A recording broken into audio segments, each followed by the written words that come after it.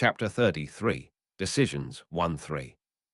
Chapter 13, Decisions 1-3, 1998.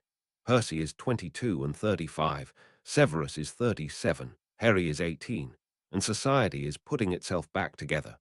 July 1998, one morning, Severus is sitting at the kitchen table when Percy drags himself downstairs for his customary cup of tea, a few minutes after 8.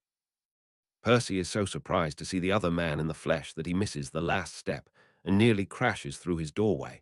Without the aid of his magic, he is far clumsier than he used to be, and he would have fallen painfully to the floor if Severus had not come automatically to his aid, his charm lifting Percy and depositing him back to his feet. "Thanks," says Percy, which removes the pressure of deciding who would be the first to speak.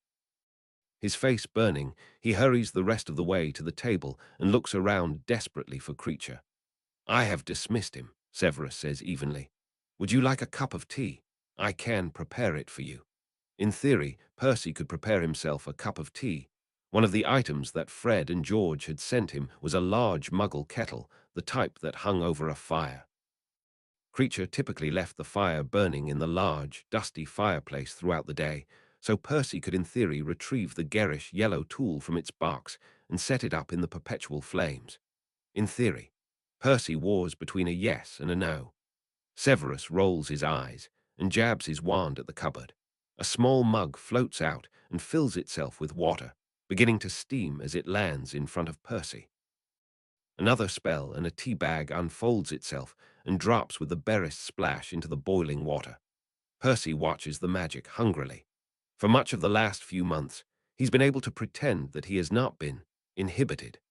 Most of the objects in Grimmauld Place are magical, and the type of elf magic that Creature uses to cook and clean would anyway have been outside of Percy's reach, had he still been himself.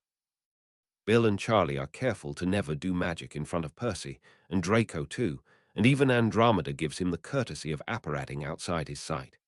He should have expected that Severus not baby him with the same considerations.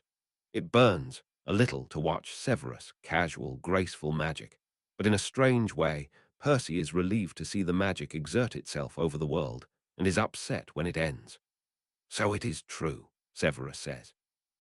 Percy snaps his gaze up, and then recoils at the barely repressed anger that he can see simmering behind Severus' dark eyes.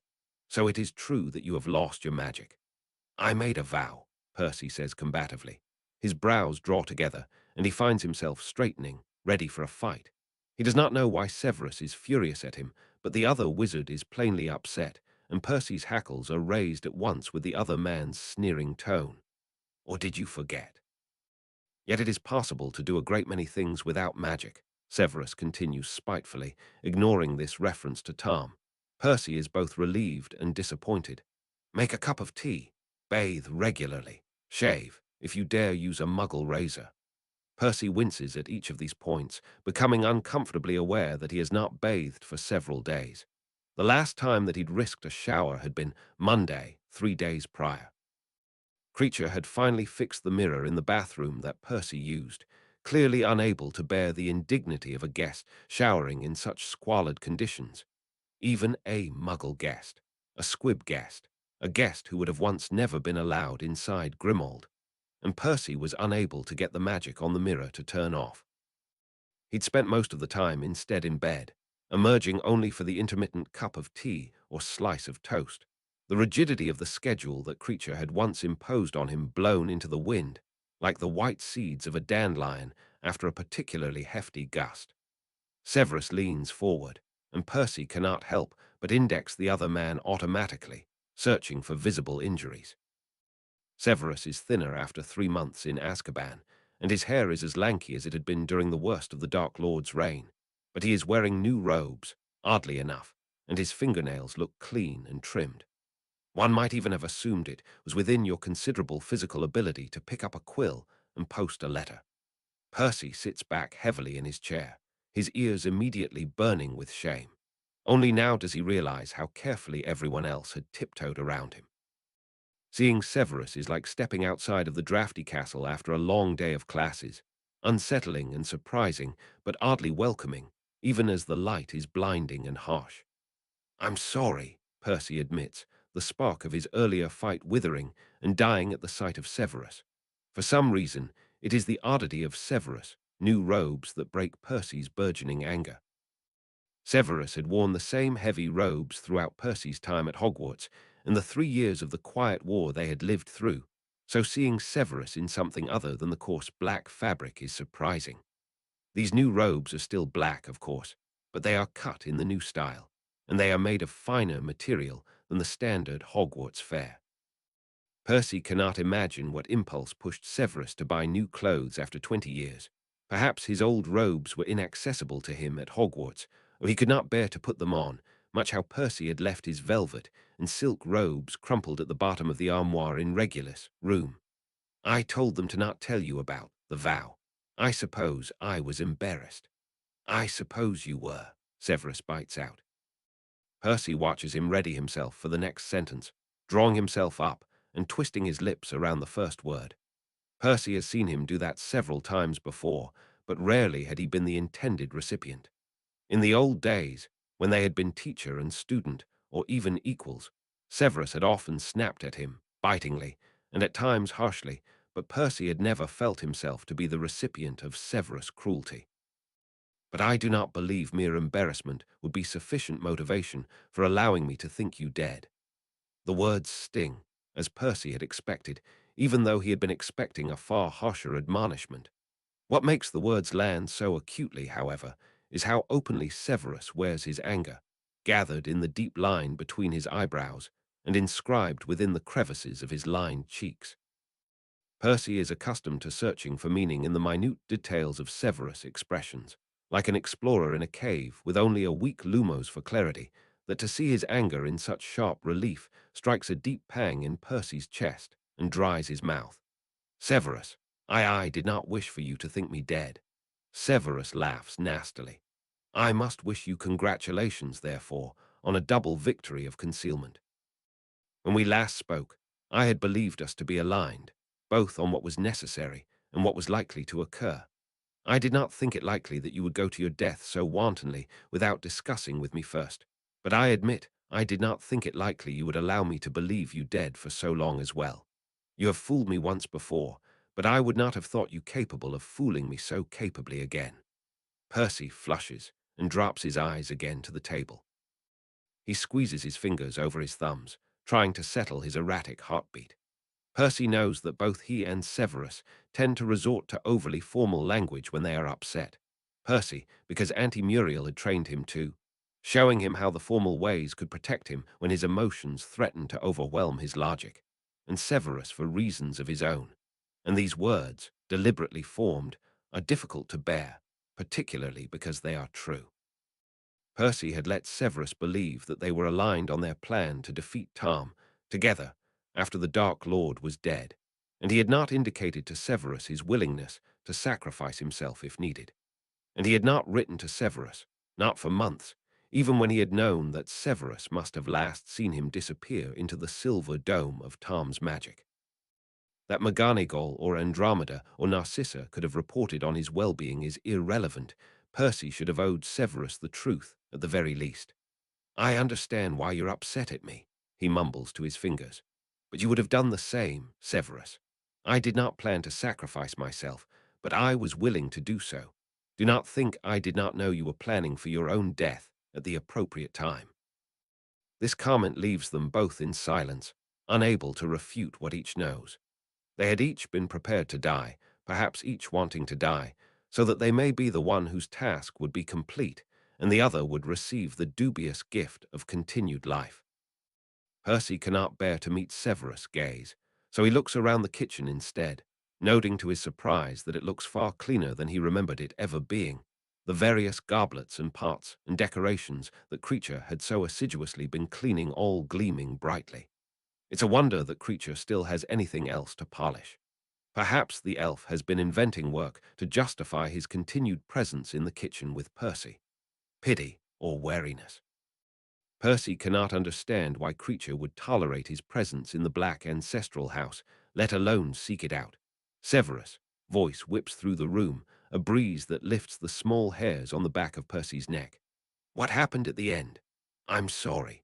Percy prevaricates, focusing instead on how the burnt copper of a large saucepan dangling over the stove reflects the flames of the fireplace.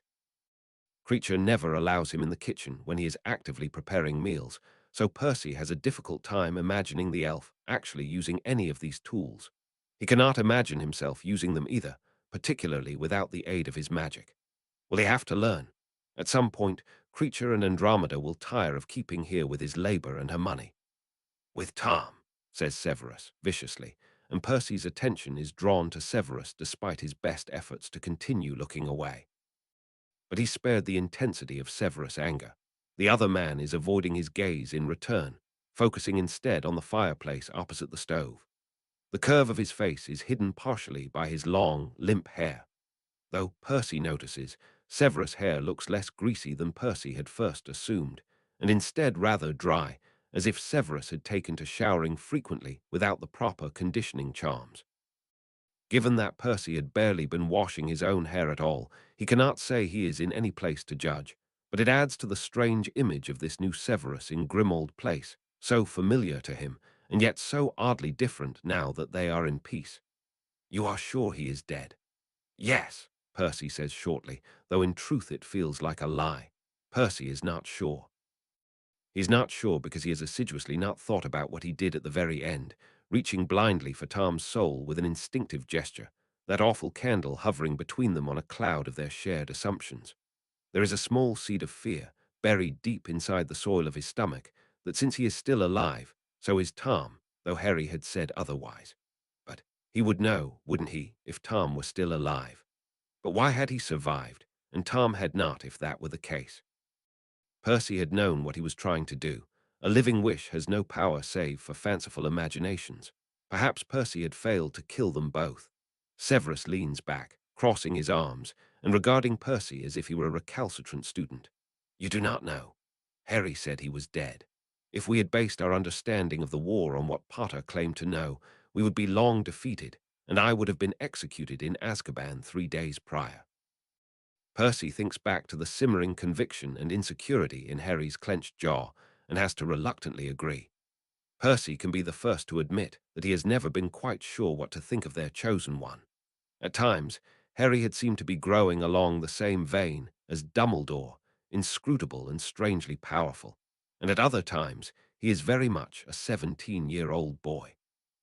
Either way, Harry's understanding of the war differs from Percy's, though he could not say who had seen more clearly at the end. I don't know, Severus, Percy says, and the anger in his voice surprises them both. I don't know anything. Severus' voice is quieter, and his face turns back to Percy when he says, You may tell me what happened with Tom, and then we will discuss how to proceed. Percy gathers his strength and settles it in the lines of his shoulders, like a robe cloaking his inner anguish. I killed him, he says, curling his tongue around the word to release it harshly into the world. I used the Dementor's stone. I brought him into my soul, and I killed him. How?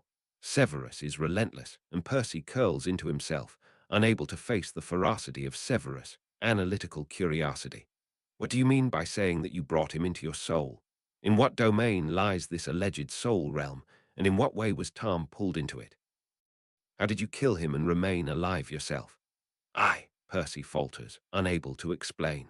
He worries his lip and then plunges his hand into his robes, withdrawing the small stone that he still carries around with him, as childishly as if it were Ron's old stuffed bear before Fred and George had turned it into a spider. He hesitates, but then drops it into Severus' palm. He cannot use it anymore. I used this as I have before. It helps you see your soul, to walk within your soul, as it were. I sense Tom. I cannot explain it any better than that, Severus. I do not know what it is I did. Perhaps you are right, and I did nothing, but Harry said that Tom died. He lost form. He reverted to the diadem. I have not heard that there was a body, Severus says at once, holding out his palms stiffly, as if loath to bring the stone closer to his body. Both of their attention is drawn to the stone, which glimmers enigmatically in the firelight. I don't know, Severus, Percy hisses, his throat tightening around a repressed scream. I don't know anything anymore. It is not my concern any longer, but he must have died, because if he hadn't died, I would still have my magic. I will do no more harm, he thinks, like a vow, like a promise. This silences Severus, at least temporarily, and the wizard leans back, turning the stone meditatively over in his fingers. We cannot assume that the Horcrux within the boy nor within Tom were defeated entirely, not without confirmation, he muses quietly. Percy very much wants to remain silent. As he had said, none of this is his concern any longer. He is a muggle, or a squib, or a broken wizard, and he ought not to be concerned with Tom, or magic, or souls, or the boy who lived. But old habits die hard, even when Percy has been working with great care for the past 3 months to squash his old self entirely, and after several heartbeats of agonized silence, Percy opens his mouth and says reluctantly, "The Dementor I spoke to, he can tell us if the soul fragments are gone." Severus raises an eyebrow. "The Dementor that gave you this stone." He sensed the other Horcruxes. He sensed the one inside Harry, and even the one inside the Grimmauld Place wards, Percy says defensively. "I told him nothing, and he returned to me with the truth. And you can summon this Dementor." Percy frowns as he considers this. "Well, no," he says slowly, though the Dementor had said that he had learned to recognize his soul, that he would be there at his death, that he had promised to collect Percy's soul personally. Percy wonders if he had been close enough to death at the time to draw the Dementor nearer. Can any Dementor tell us? This Dementor knows what Tom's soul felt like, Percy says distantly, still thinking. Perhaps this is why he has remained alive. Perhaps to summon the Dementor he will have to die, and in his final moments the Dementor will confirm the truth for him. A second later, he straightens and yelps. Severus has sent a small stinging charm to his upper arm, which hurts all the same on a muggle than it would on a wizard. "We will work together to summon the Dementor," orders Severus roughly. "I will return tomorrow, and we will begin. You will not take any action without me present. Is that understood?" Percy eyes Severus resentfully, but does not object. He supposes now that Severus is the only wizard in the room. Percy has to defer to him, but it does not rankle any less. Severus watches him for a prolonged second, and then stands, the chair screeching loudly against the floor. He sets the stone gingerly back on the table, and then banishes their mugs to the sink for Creature to clean later. Percy sits mutely as Severus nods at him, and then turns to go, striding toward the door with his characteristic billow, even with the new cut of robes adorning his tall figure. "I didn't know," Percy says suddenly, as Severus begins to step through the doorway. Severus pauses but does not turn, the long line of his leg remaining at an angle, half of his body already over the threshold. "I did not know that you thought me dead. I am sorry for the confusion that might have caused." At the very last second, he does not say pain. He does not know if it would have pained Severus to think it dead, but it certainly would have confused him. Severus does not give any indication that he had heard or registered Percy's words, continuing his stride as if the pause had never existed. But he returns the next day, 30 minutes earlier, so that he arrives in the midst of Percy, attempting to finish a lackluster breakfast of toast and jam. Severus eyes Percy's meal without apology, and then turns a withering glare on Creature, who cowers behind the stack of wood he had been transporting to replenish the fireplace for the day. It does not make Percy feel any better to know that Creature had been as taken aback by Severus' arrival than he had. "Tomorrow you will serve him either oatmeal or eggs," orders Severus. "A half portion if you must. Put him on a course of nourishment potions. I will provide the dosage tomorrow." "I'm not a child," says Percy grumpily. He was not particularly fond of toast, either. The first time that Creature had served it for him, his stomach had dropped away from him, and he'd remembered that last morning, the smell of bread. But his stomach feels feeble, and he rarely feels hungry, so it is usually all that he can do to force down the toast under Creature's eager gaze. "Alas, I continue to have a vested interest in your continued survival, and so I will not allow you to waste away merely because you have lost your appetite. Your body will need the fuel to heal." Percy opens his mouth instinctively to protest, but then he notices again that Severus has taken pains with his appearance, that part of him had felt it necessary to prepare to visit Percy, and then he finds himself saying instead, "Fine." They go outside into the yard, which is still warded, but not as fiercely, which Severus says may help them in the unlikely scenario that they actually summon the Dementor on their first try. Try and access the stone as you normally do, Severus says, positioning himself just opposite Percy, so that his body partially blocks the summer sun from Percy's face. After so many days inside, Percy feels immediately warm, perspiring in his trousers and long-sleeved shirt, but he does not want to ask Severus for a cooling charm, and so merely endures it silently. I won't be able to. Just try, Severus interrupts tiredly.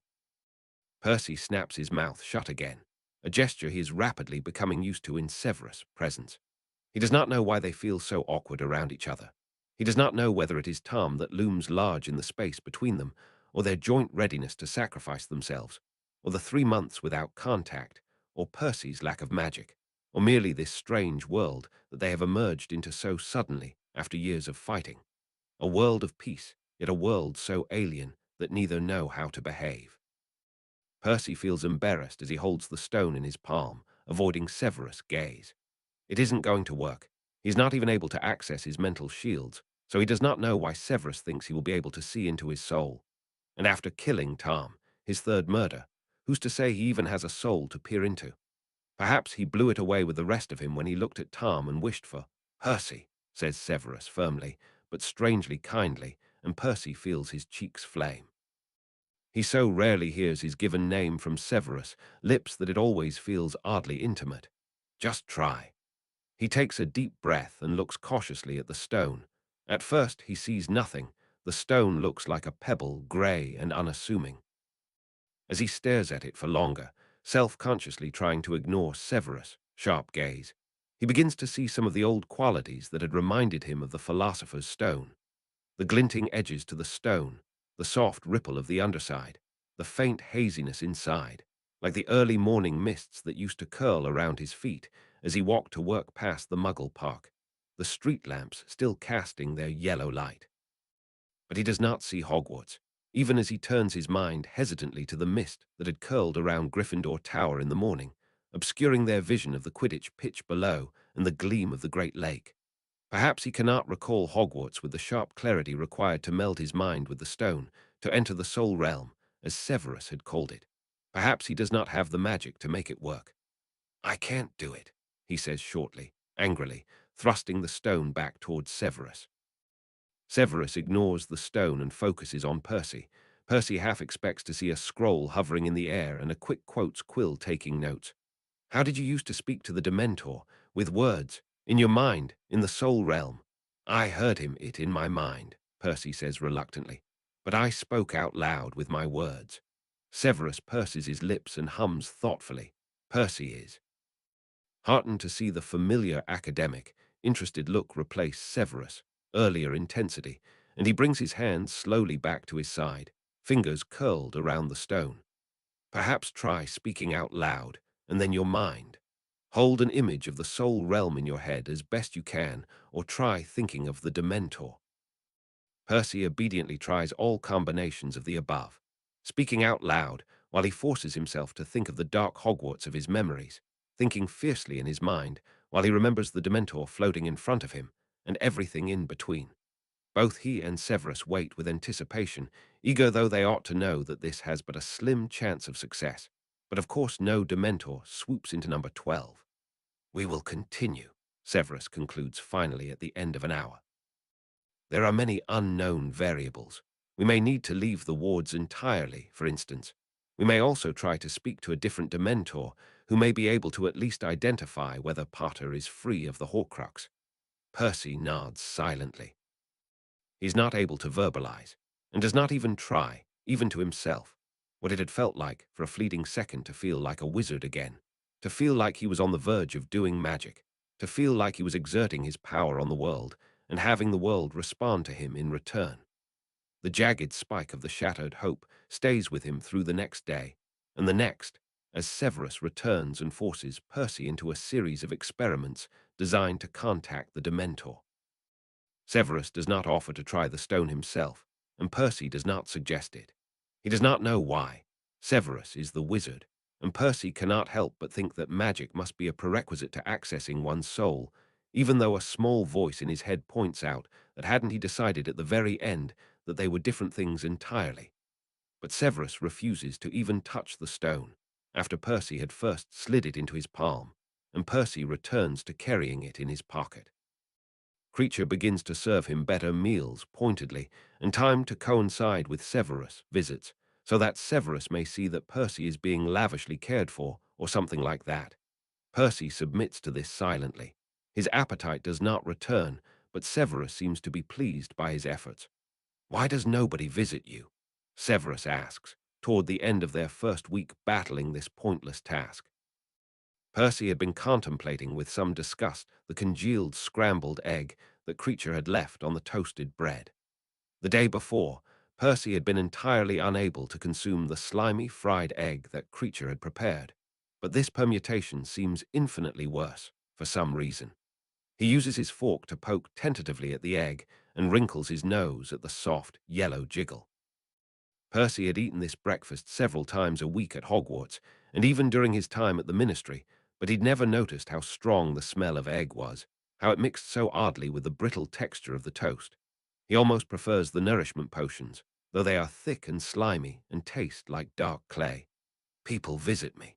Severus snaps his fingers, and a breeze of pepper coats the egg, followed by a sprinkle of white cheese. Percy rolls his eyes and takes the hint, cutting a small sliver of the toast with his fork and knife. "I would expect your entire family to be lined up at the door, begging for your forgiveness." Percy snorts and chews his food with some ferocity. "I think they perhaps think I should be doing the same to them." Severus allows him to finish his meal in silence, but as they make their way to the outside yard, he stops and says curiously, "They believe that you owe them your apologies." Percy motions with an unimpressed gesture toward the mark that still mars his arm, though it is concealed by his shirt sleeve. "Death Eater, remember, or are people falling over themselves to welcome you back into society?" Severus' face spasms in some private gesture of half-disgusted amusement. Percy can read between the lines. If Severus had anywhere else to be, he would not be here with Percy, day after day.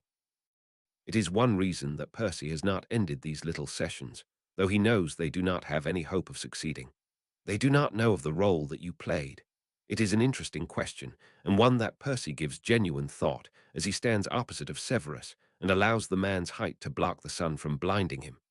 "I don't know," he says slowly, thoughtfully.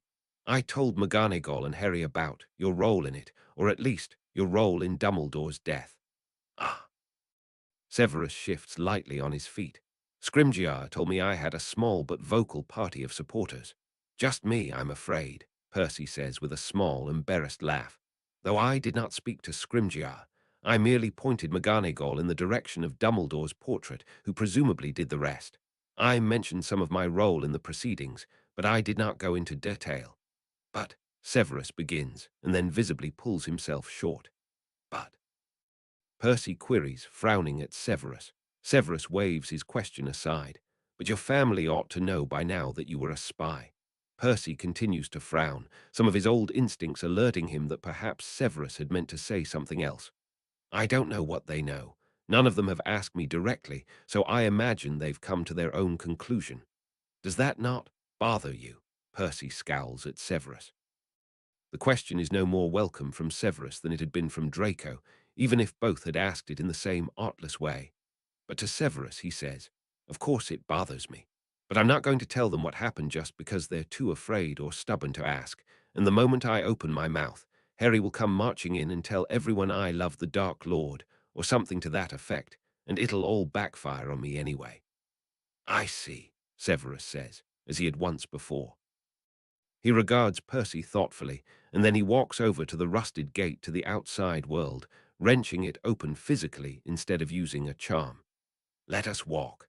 I do not think we will have much luck inside the Black family wards." Percy eyes Severus suspiciously, but follows silently. Grimmauld Place is in a part of London of which Percy is not particularly familiar, but Severus seems to know where to walk, and leads them confidently and quietly down a series of twisting streets, some covered with cobblestones, and others housing a collection of loud Muggle automobiles jockeying for space.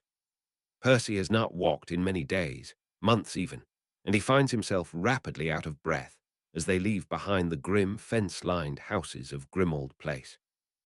But he only steels himself and says nothing. He will not admit weakness, not to Severus, not over something as pedestrian as walking.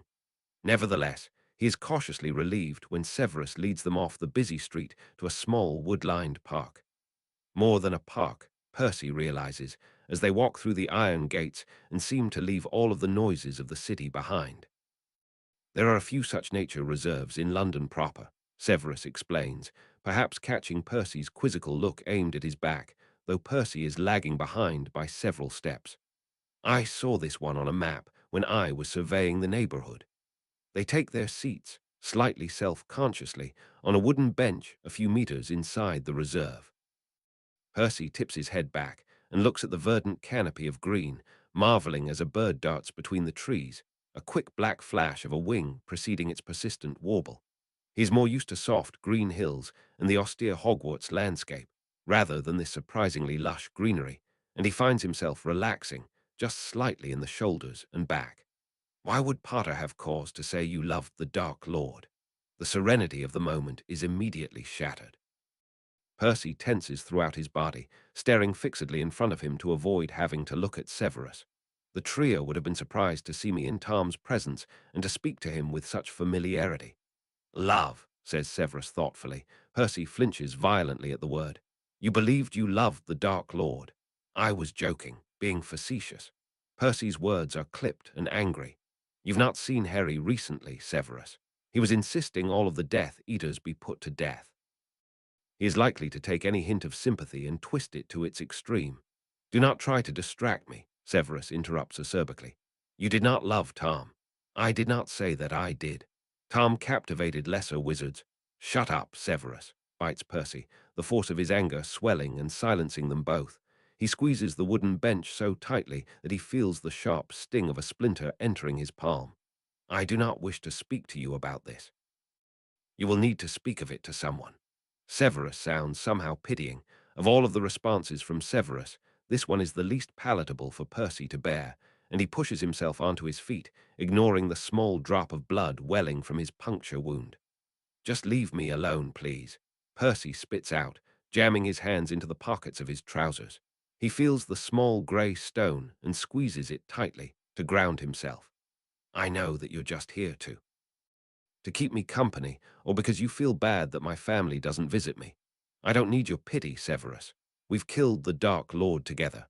I appreciate your support in that mission, but we aren't friends. You don't owe me anything. When Percy peeks back anxiously, he sees that Severus' face has blackened, like the sky minutes before a thunderstorm unleashes its fury on the ground.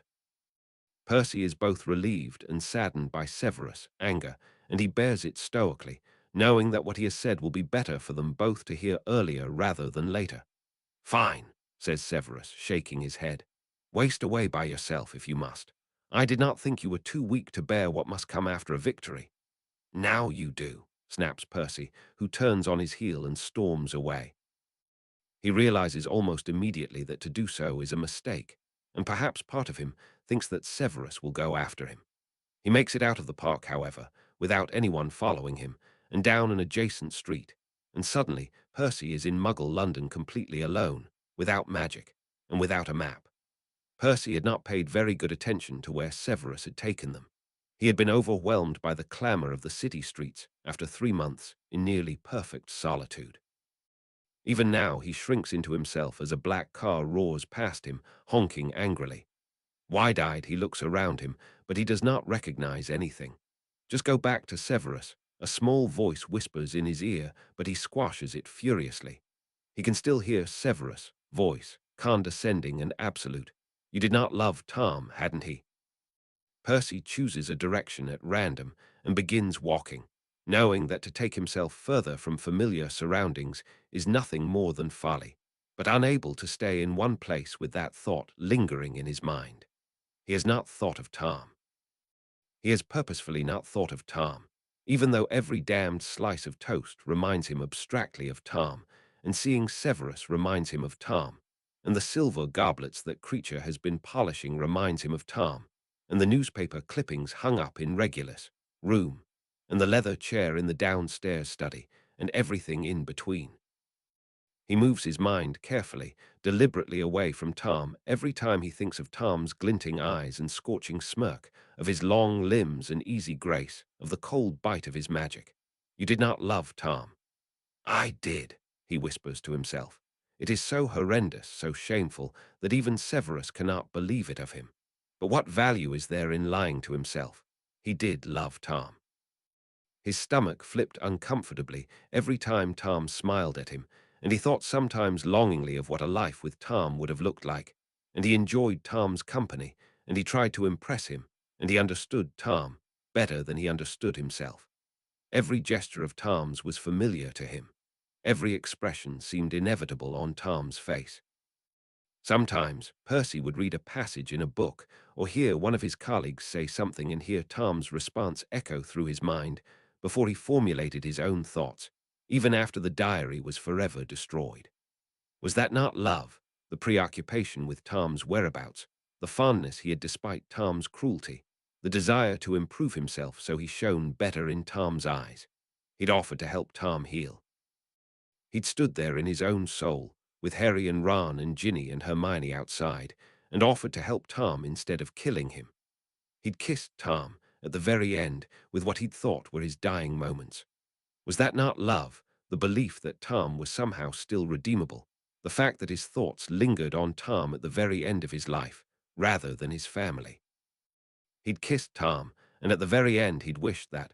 Percy hears the whistle of a train, and as he looks up, he realizes that his feet have somehow improbably carried him to King's Cross, but the Muggle part of it.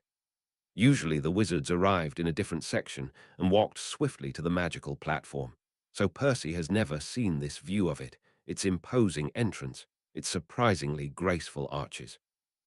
Inside, it is a whir of noise and color, of Muggles dragging trolleys and purchasing food, of trains wheeling in and out. Dazed, he finds a seat on an open bench and sits there, staring out him in surprise. He hadn't known there were quite so many Muggles. There are dozens of Muggles, perhaps hundreds, of every conceivable look. There are Muggles carrying trunks that look like they are out of a Hogwarts dorm, and Muggles with luggage that Percy has never seen before. And the noise, some sort of Muggle amplification charm, makes announcements at regular intervals, and there are large posters like the pages of the Daily Prophet, except much brighter. None of the Muggles give him a second look. Percy has not been intentionally dressing like a Muggle, but he has been reluctant to wear robes, and so he supposes that his plain shirt and trousers fit in quite well. He'd always thought Muggles had outrageous fashion, and certainly some of what they are wearing looks rather odd, but most of them are dressed normally, if casually. And on one wall is a large map. Percy wars with himself for a few minutes and then stands.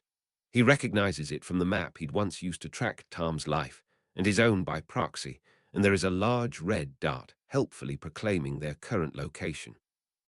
Percy stares at it until his eyes begin to water, as if it will show him his footsteps, and Tom's too, some silent explanation of how he had ended up here, bereft and alone. But the map is still and inert, of course, as Percy is now. Most likely the Marauder's map would no longer show Percy. Does the registry still track his whereabouts? Would there still be a trace on his wand, or had the magical world forgotten about him entirely?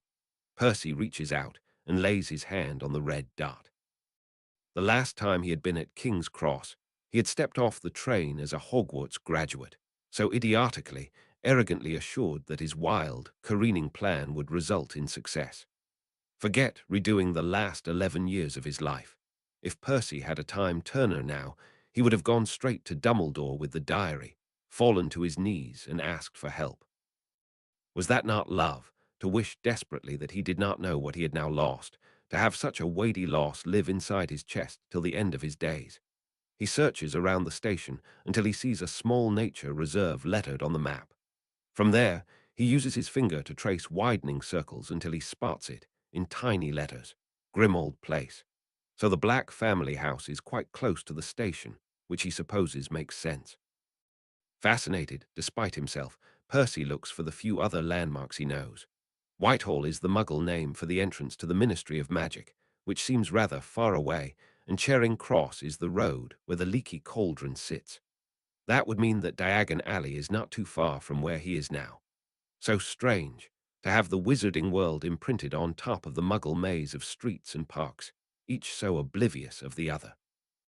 Percy had never considered the physical relationship of these areas to each other. London was London.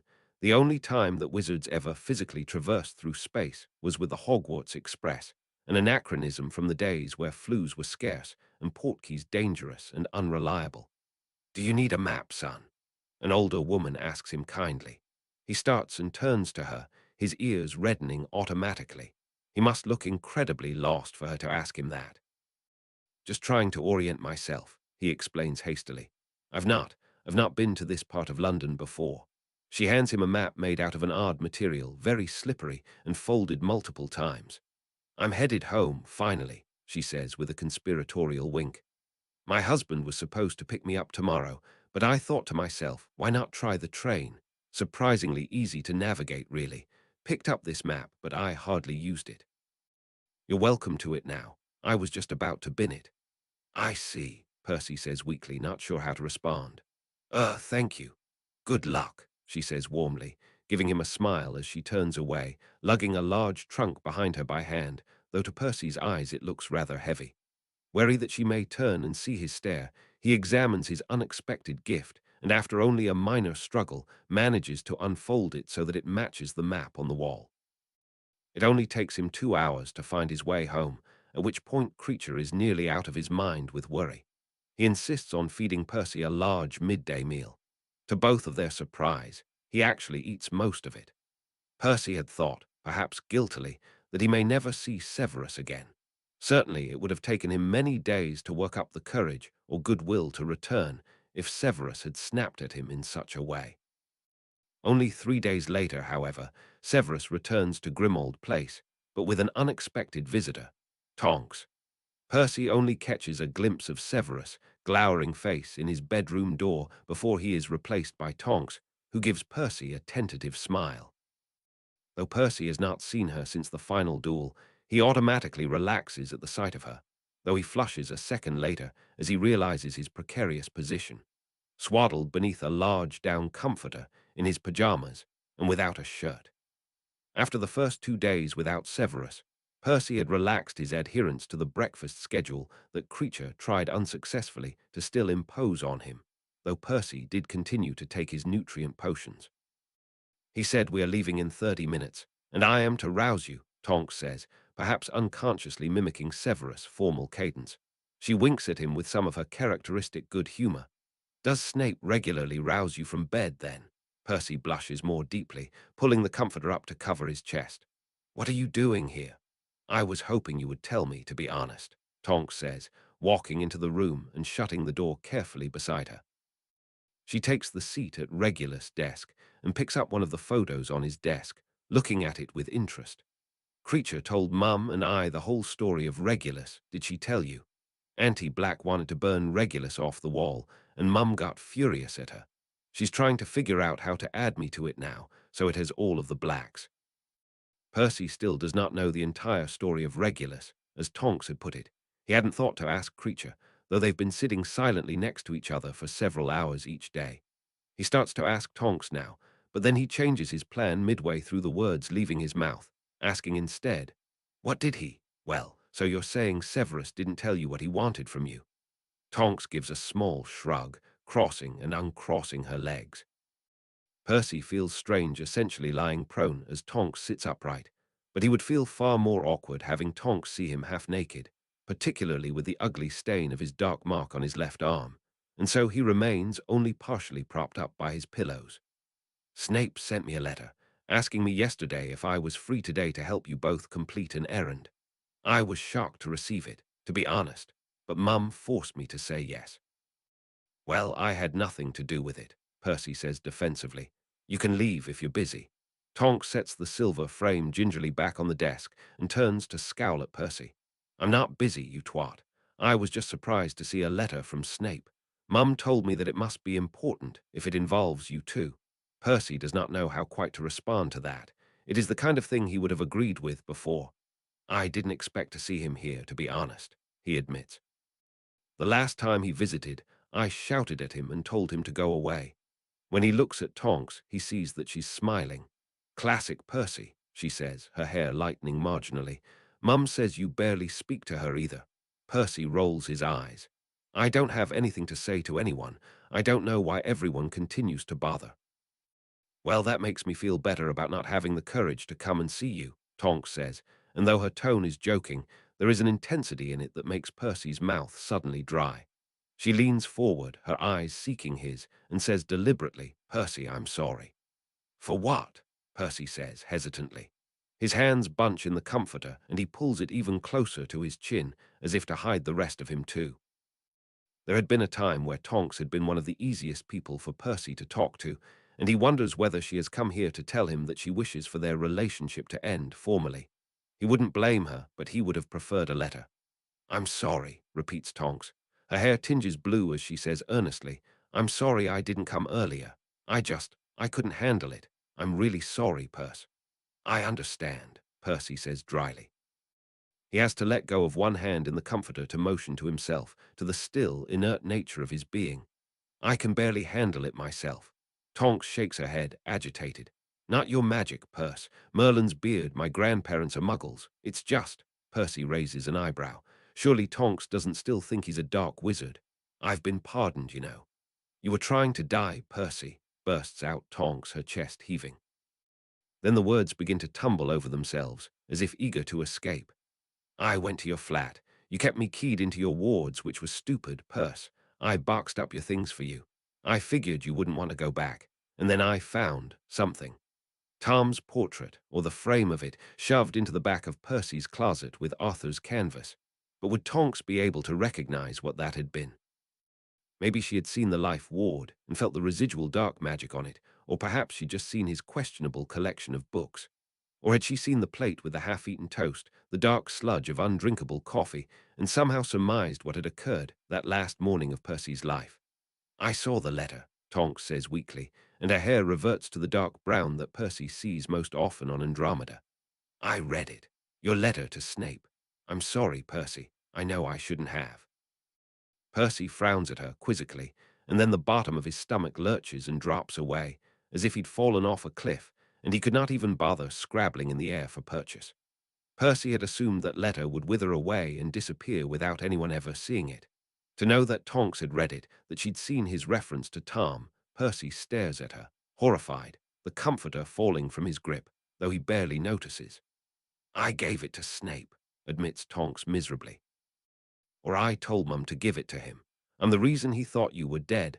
I didn't think, I just thought that he should see it. Severus had read the letter, too. Percy raises his head betrayed, and Tonks flinches away from the anguish that must be so clearly written across his face. I was still alive, Tonks, Percy cries. I may not have my magic, but I still have my dignity. Snape was going to kill himself, Tonks says, her face twisted in remorse. Mum said he'd refuse to give testimony. And I thought that if he read your letter, he might change his mind. That made certain things more clear. Aside from their argument, Severus had been treating him very kindly of late, chiding him into eating, keeping him company, and humoring him with his talk of soul magic. Severus must have been doing that all because Percy's asinine, emotional letter probably had been the loudest and most childish cry for help that Severus had ever encountered from him. Merlin's beard, no wonder Severus sometimes looked at him with pity in his eyes. No wonder Severus had wanted to talk about Tom. Percy searches for something to say, but all he can muster is, but you still didn't come to see me, even before you gave the letter to Severus. Tonks pauses, holding herself tightly in the air, her hand curled instinctively around her wand. Her eyes search for something in Percy's face, and he stares back defiantly, unwilling to let her off easy. I read the letter, she says again, but softer, her voice like falling snow. Percy, you said you were ready to die. And you sat there in the kitchen of this damned house, and all you said was that you needed me to clean up the mess. You knew you might never see me again, Percy, and you said nothing. Where was my goodbye letter? Why didn't you talk to me? I would have thought. Tonks' voice breaks, and to Percy's horror, he sees his toughest friend begin to tear up. But Percy has nothing to say. He had sat in his room and coldly evaluated that he was ready to die, that he was content with having seen Tonks for the last time, that he was prepared to end his life without saying any additional goodbyes. And he had been. He had not felt any residual regret, nor guilt, as he downed his final dreamless sleep potion and drifted off to sleep. But Percy had not considered that there may have been some people who were not ready to say goodbye to him. It is an odd thought. "I didn't think you would care," Percy says weakly, which is evidently the wrong thing to say. For a second later, Tonks launches herself at him. The comforter crinkles beneath her weight as she swallows him in a hug, and even the awkwardness of his bare skin touching her robes cannot detract from the strange honey warmth that seems to drip slowly over Percy at the contact. Only now does he realize that Tonks may be the first person to touch him since he'd lost his magic. He finds to his surprise that there are tears on his face, but he cannot say whether they are from Tonks, who is openly crying now, or from himself. Several minutes later, Tonks is sitting next to him on the bed, and the comforter is discarded beside him, covering only his sparkling red and gold pajama pants, one of the gifts that Fred and George had mailed to him to liven up his environment. "Remus essentially did the same thing to me," Tonks is in the middle of explaining with a strange, defiant sadness. He didn't even have the courage to say goodbye, even though he knew he was going off on a suicidal mission. If the Dark Lord had survived for another week, I'm positive he would have died. Percy is quiet. Now that Tonks has pointed it out, he can see the similarities in the pain that he'd accidentally inflicted on her and the hurt that Remus had left in his wake. If he felt like speaking, he might have pointed out that he was trying to defeat the most evil wizard of their time, and Remus was seeking an outlet for his frustration at being boxed out of the war. But he does not want to disrupt the fragile peace that once again ties he and Tonks together, and he isn't really being fair to Remus. Percy is an older man now. He has to stop these childish grumblings, even if they are in the privacy of his own head. He's coming around the place with flowers. Mum cursed him the last time he dropped by after dark and told him that I could jolly well approach him when I was ready. Tonks continues. Percy has to snort at this. Andromeda has never been Remus' greatest fan, and Percy can imagine her look of disdain at whatever sharp flowers Remus would be able to dredge up, likely without any consideration of the traditional meanings of the arrangement. Percy certainly would never dare to give Tonks flowers, not if he knew Andromeda would be scrutinizing the effort. "I don't feel ready to talk to him. I barely felt ready to see you, and I only came because Snape bullied me into it. I don't know what's wrong with me, Percy. I barely even saw any of the battle, but I just feel so tired." "Nothing's wrong with you," Percy says quietly. "It isn't about seeing battle. Trust me. It's been a difficult series of years." "You were in the thick of it from the beginning," Tonks says, waving a dismissive hand that nearly smacks Percy in the face. "I really wasn't," says Percy honestly.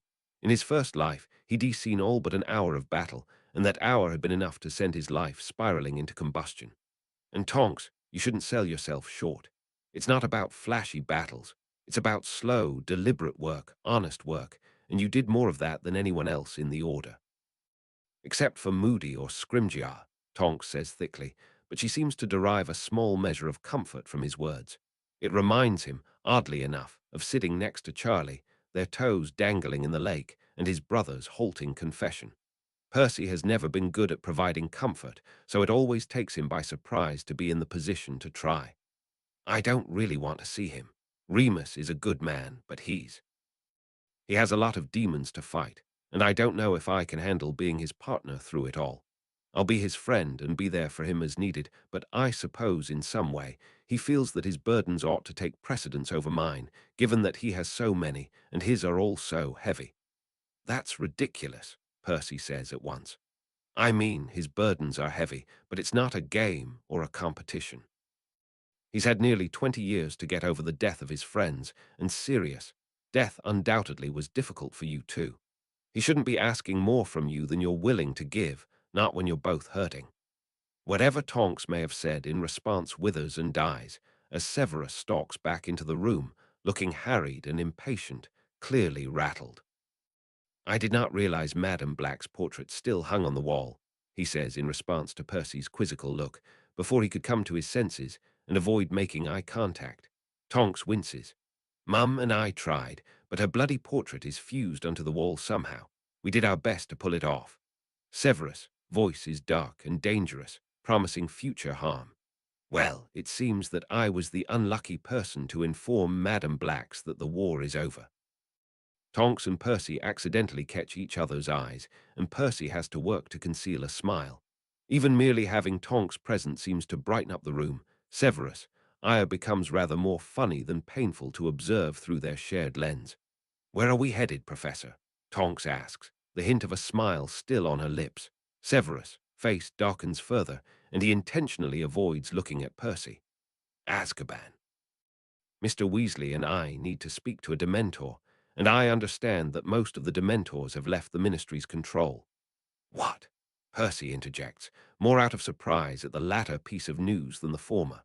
He is not surprised that Severus has decided on Azkaban as the easiest place to find a Dementor, though Percy would have expected there to be at least a few within the Ministry itself, for security or leftover from the Dark Lord's orders.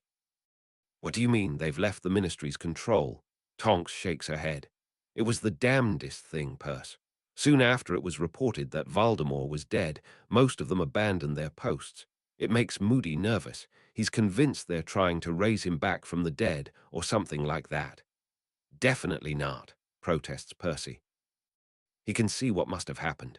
There could have been dozens of Dementors that had been inadvertently freed, either by the Dark Lord's orders or the Ministry's, and merely waiting for their opportunity to leave without censure. The Dementors are gathering. Many of them have gone east, I think. They are trying to figure out how to break their vow. Both Severus and Tonks have matching expressions of surprise and confusion, making Percy falter. Slightly embarrassed, he continues weakly, "They're bound to the Ministry, bound to obey the Ministry's instructions. Every time they prematurely kill someone, they're able to use the magic to break their individual vow.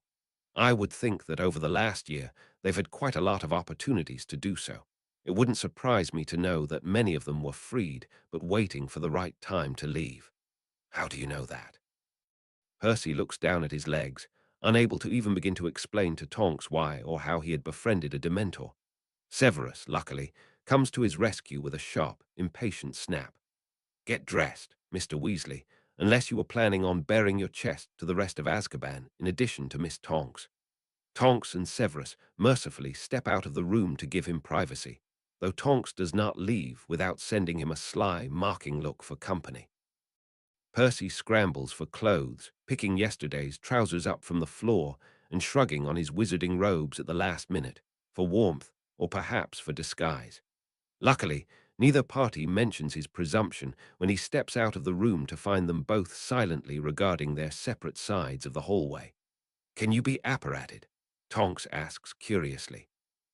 Percy wants to flinch or wince or otherwise deflect the sharp sting that accompanies her words, but her face is open and curious, and so he avoids Severus' glance and replies only, "Yes, I believe so. Your mother brought me here by apparition from hospital." "I reckon you're more like a squib," Tonks muses as they make their way downstairs and into the parlor where the apparition point is. "I've been doing some research on vows for you, dear Percival.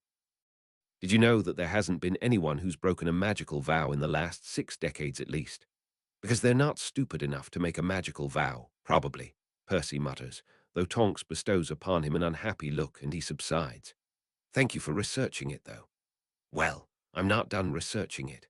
I mean, clearly you've not lost your entire magical core, given that you haven't been repelled by the charms outside Grimmauld Place." Percy considers this as Tonks offers her arm for side-along. He hadn't considered the effect of Muggle-repelling charms. Would he be able to even see the Dementors? Some of the twist in his stomach unwinds as the academic part of his brain takes hold of the problem. Tom would have found it interesting too.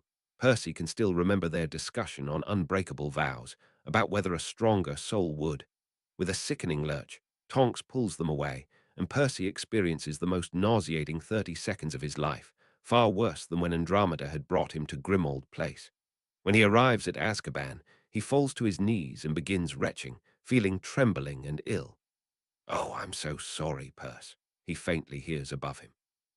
"My side along is rubbish. I should have let Snape take you." "An imprecise turn of the heel, Miss Tonks," Severus replies. Their voices echo oddly above him, and Percy sits back on his heels weakly, his stomach still rolling uncomfortably inside his body. Slowly, Tonks swims into focus. She is biting her lip, looking concerned, her pale white face a stark contrast to Severus' fierce glower, aimed more at Tonks than at Percy, though nevertheless upsetting to behold. Percy focuses on Severus' voice as the wizard precisely details all of the flaws in Tonks' apparition, which helps him fight the urge to throw up again. Slowly, he pushes himself to his feet, ignoring Tonks' eager hand. "Oh, let me," Tonks says abashedly, and a second later Percy feels her magic sweep over him, clearing his sweat and replacing the taste of vomit in his mouth with mint. Once again, he has the urge to flinch, but also even having her magic on his body feels right. Familiar, his fingers curl into his palms, as if to grab onto the sparks of magic that so briefly danced upon his body, though they of course slip off of his body and fizzle into the air, defiant and uncaught. "Thanks," he says hoarsely. As he looks around, he realizes that there had been another party to his embarrassing fall, a young wizard, one that looks oddly familiar. In fact, Weasley. Bulstrode, Percy says in surprise. They had been in the same year at school, never close, but indelibly bound by being part of the same graduating class. Percy does not have to reach far into his memory to say, "I thought you were living as your aunt's companion." Bulstrode pinkens and glances at Severus, who looks back forbiddingly. "I was, yeah," he admits. "My father sent me away after Professor Snape threatened him. I'm back now, but with my father in Azkaban, I thought it might be nice to work here as well." Bulstrode was still in prison. Percy forgets that he is upset at Severus and flicks a glance in his direction. Severus nods soberly. "He didn't even do anything," Percy says in surprise. "I mean, he was there, but the worst thing I ever saw him do was eat the Dark Lord's food. He was very kind to me." The younger Bulstrode seems cheered by this news. "Well, he's only here for 5 years. My brother'll be graduating from Hogwarts then. I reckon we'll all move to my aunt's when he's out. It's not that bad, really. There isn't much to do, so I'm able to spend a good amount of time with him. He's helping me study to retake my newts." "Your newts?" Percy cannot remember hearing that Bulstrode had failed out of his 7th year. Nobody had in his year, if he was remembering correctly. It would have been very embarrassing and very public, as it had when the younger Flint boy had failed a few years later. The ministry's allowing anyone who graduated from Hogwarts in the last few years to retake their newts, given everything, Bulstrode explains quite cheerfully. Percy had never really spoken to the boy too much during their time at Hogwarts, but he had become oddly close to his father, at least in the same way that Percy had become close to all of their fathers, many of whom appeared obediently for Death Eater meetings, and then fled to their homes the second the Dark Lord's attention fell elsewhere. Yet Percy cannot help but admire Bulstrode's positive attitude. Given his father had been jailed, he was now consigned to working as a prison guard, and his mother, from the sounds of it, was not in the picture any longer. As with Liam, it gives Percy the odd sensation that perhaps he would have liked Bulstrode, had they ever had the chance to interact in school. Still, Percy makes a mental note to review the papers more closely and see who else may still be in Azkaban. He had given Tonks very careful notes of everyone's crimes. Surely it had been clear that Bulstrode had done essentially nothing wrong, save allow Voldemort to brand the mark onto his arm. Tonks gives a small shrug when he looks at her, askance. She had followed his instructions to apprehend each of the Death Eaters to allow them to stand trial, but she of course would not have been heavily involved in the proceedings. He also makes a mental note to ask Severus, whenever they are back to speaking, about his attempts to threaten Bulstrode and the rest to send their sons away. That was something he could have spoken about at his trial without revealing the story of Lily and the prophecy. Severus is sometimes so thick that Percy wants to strangle him. As Tonks had alluded to, there are not many Dementors in Azkaban anymore. Tonks is able to use her aura badge to get them access into the deeper recesses of the prison, where a small group of Dementors are hovering, apparently waiting for further instruction. Bulstrode explains in an undertone that the 12 guards do most of the work. The Dementors are there only to enforce their authority, if need be, though as Bulstrode points out, the prison is nearly empty, save for a few dozen former Death Eaters, given that all of the earlier prisoners had been freed by the Dark Lord during one breakout or another. "Thank you, Mr. Bulstrode," Severus says, dismissing him firmly. Percy is reminded seeing the boy bestow a cautious smile on his former professor, that he are by appearances' sake the same age as his classmate. Percy has not interacted with many of his peers of late, and had grown accustomed to cataloguing his age against Severus. It makes him uneasy, sometimes, like those first few months of being 11. Percy feels the same uncertainty now, the same hesitation before he responds or speaks, as if unsure what he ought to be saying, and what would look out of place for him. Left alone with the Dementors, Percy shivers as their attention turns on their small group. By mutual agreement, Severus and Tonks seem content to stand there silently until Percy does whatever he had done before to finagle knowledge out of the first Dementor. Percy clutches at the stone in his pocket and then takes a tiny step forward, the other Dementors billowing and adjusting in response, as if the wind of his motion blew them across the room. "Hello," he says nervously. His voice seems thin and high in the drafty, dark room. It is devoid of all furniture, though there is a small, meager fire in the grimy fireplace on the far wall, though the Dementors do not seem to be seeking out its warmth. Percy wonders what they do all day, trapped inside this room. Perhaps they, like he, merely while away the hours, staring into the shadows. "My name is Percy Weasley. I previously spoke to a Dementor, one stationed in the Ministry to aid with the capture and control of the Muggle-borns." There is pregnant silence as all of the Dementors regard Percy quietly. Percy can feel their attention on him, cold and prickling, like frost beginning to form on the tip of his nose. Severus and Tonks remain still and silent behind him, and he resists the urge to turn and look at them for comfort. Percy licks his dry lips and continues. "The Dementor and I became on good terms," he explains awkwardly. "He helped me save my father, and he introduced me to two other Dementors of his line." This time, Percy can sense a ripple of surprise move through the group of Dementors. They remind him of a school of fish, or perhaps a clustered jellyfish, hovering motionless in the water, but all sharing the same thought. Percy hesitates, and then draws out the small, grey stone. At the sight of it, all of the Dementors simultaneously stiffen and tense, and Percy begins to feel the acrid sting of their discomfort, emanating as fear and despair. He begins to hear Fred's voice in his head, and then his mother's, and the feeling of Tom's lips on his. "The Dementor gave this to me," Percy manages, noticing out of the corner of his eyes that Tonks and Severus have both stepped forward and drawn their wands. "There was a wizard, one who committed great atrocities with soul. He was harming my soul, and the Dementor thought this might help me understand and defeat the other wizard. In return, I swore that I would help the Dementor break his vow." "He should not have given that stone to you," echoes in Percy's mind sternly, and Percy nearly drops the stone in his shock.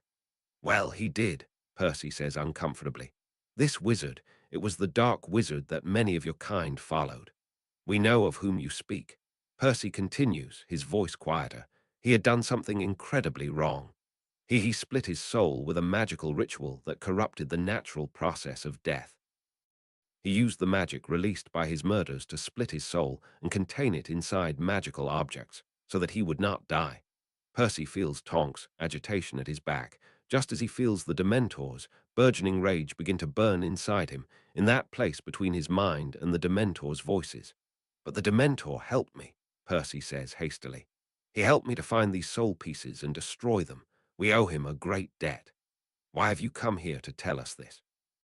The Dementor in front hovers closer to Percy, and Percy can smell its fetid breath and see the dark caves of its eyes from under his thick, dark cloak. A suggestion of a mouth, the stark lines of a skeleton hidden behind shadows.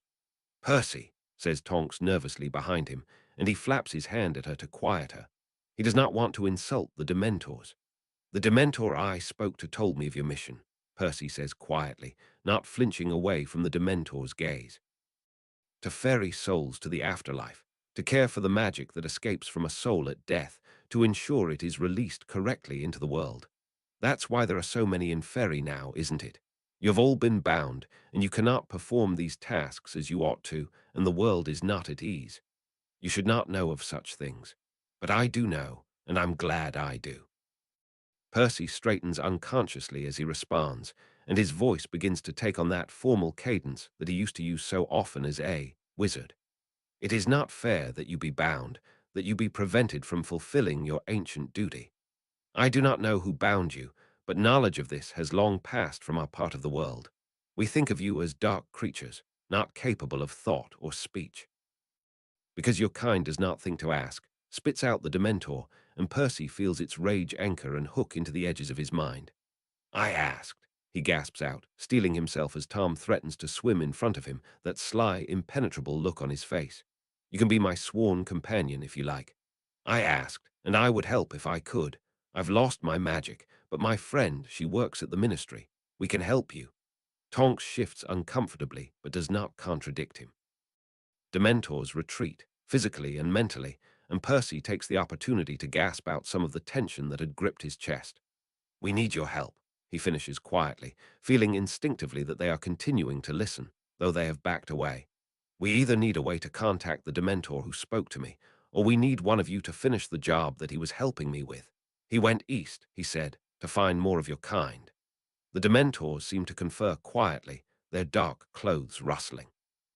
Percy cannot help but wonder why their cloaks are tattered and bare. Do they feel the cold, or perhaps exult in it? Who lit the fire in the corner, and do they gather around it when there are no wizards present? Do some of their kind create clothing for them to wear, or they take robes off the backs of wizards as payment for providing their souls safe passage to whatever comes beyond? We cannot track a soul unknown to us, says the first Dementor, who had been elected by some private vote to be the speaker. We will find the one of our kind who spoke to you. Give to us the stone that he gave you. What do you want in exchange? Percy asks shrewdly, not quite trusting how quickly the Dementors have changed their collective mind.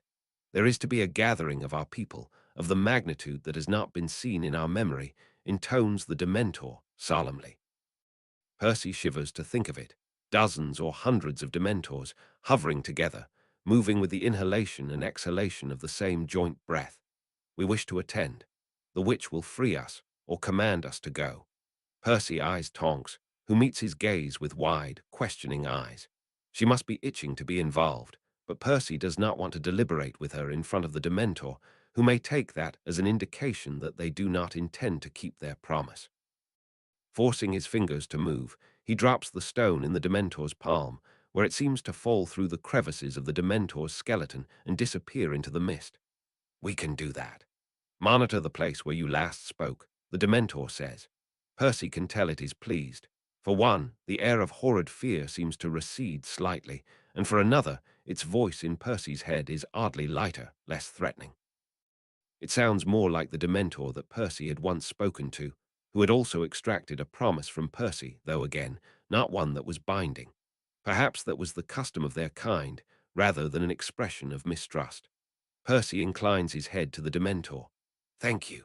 Severus and Tonks take their cue from him, bowing their heads as well, and leaving without inundating Percy with the dozens of questions that they must have. They make it out of the main visitor's room in Azkaban. Percy, a little self-consciously, returns Bulstrode's wave, but gather in a small clump outside, where the winds howl their misery into the air, and the sea tests its strength against the jagged black rock below. Percy shivers, and either Severus or Tonks hits him with a warming charm without his having to ask.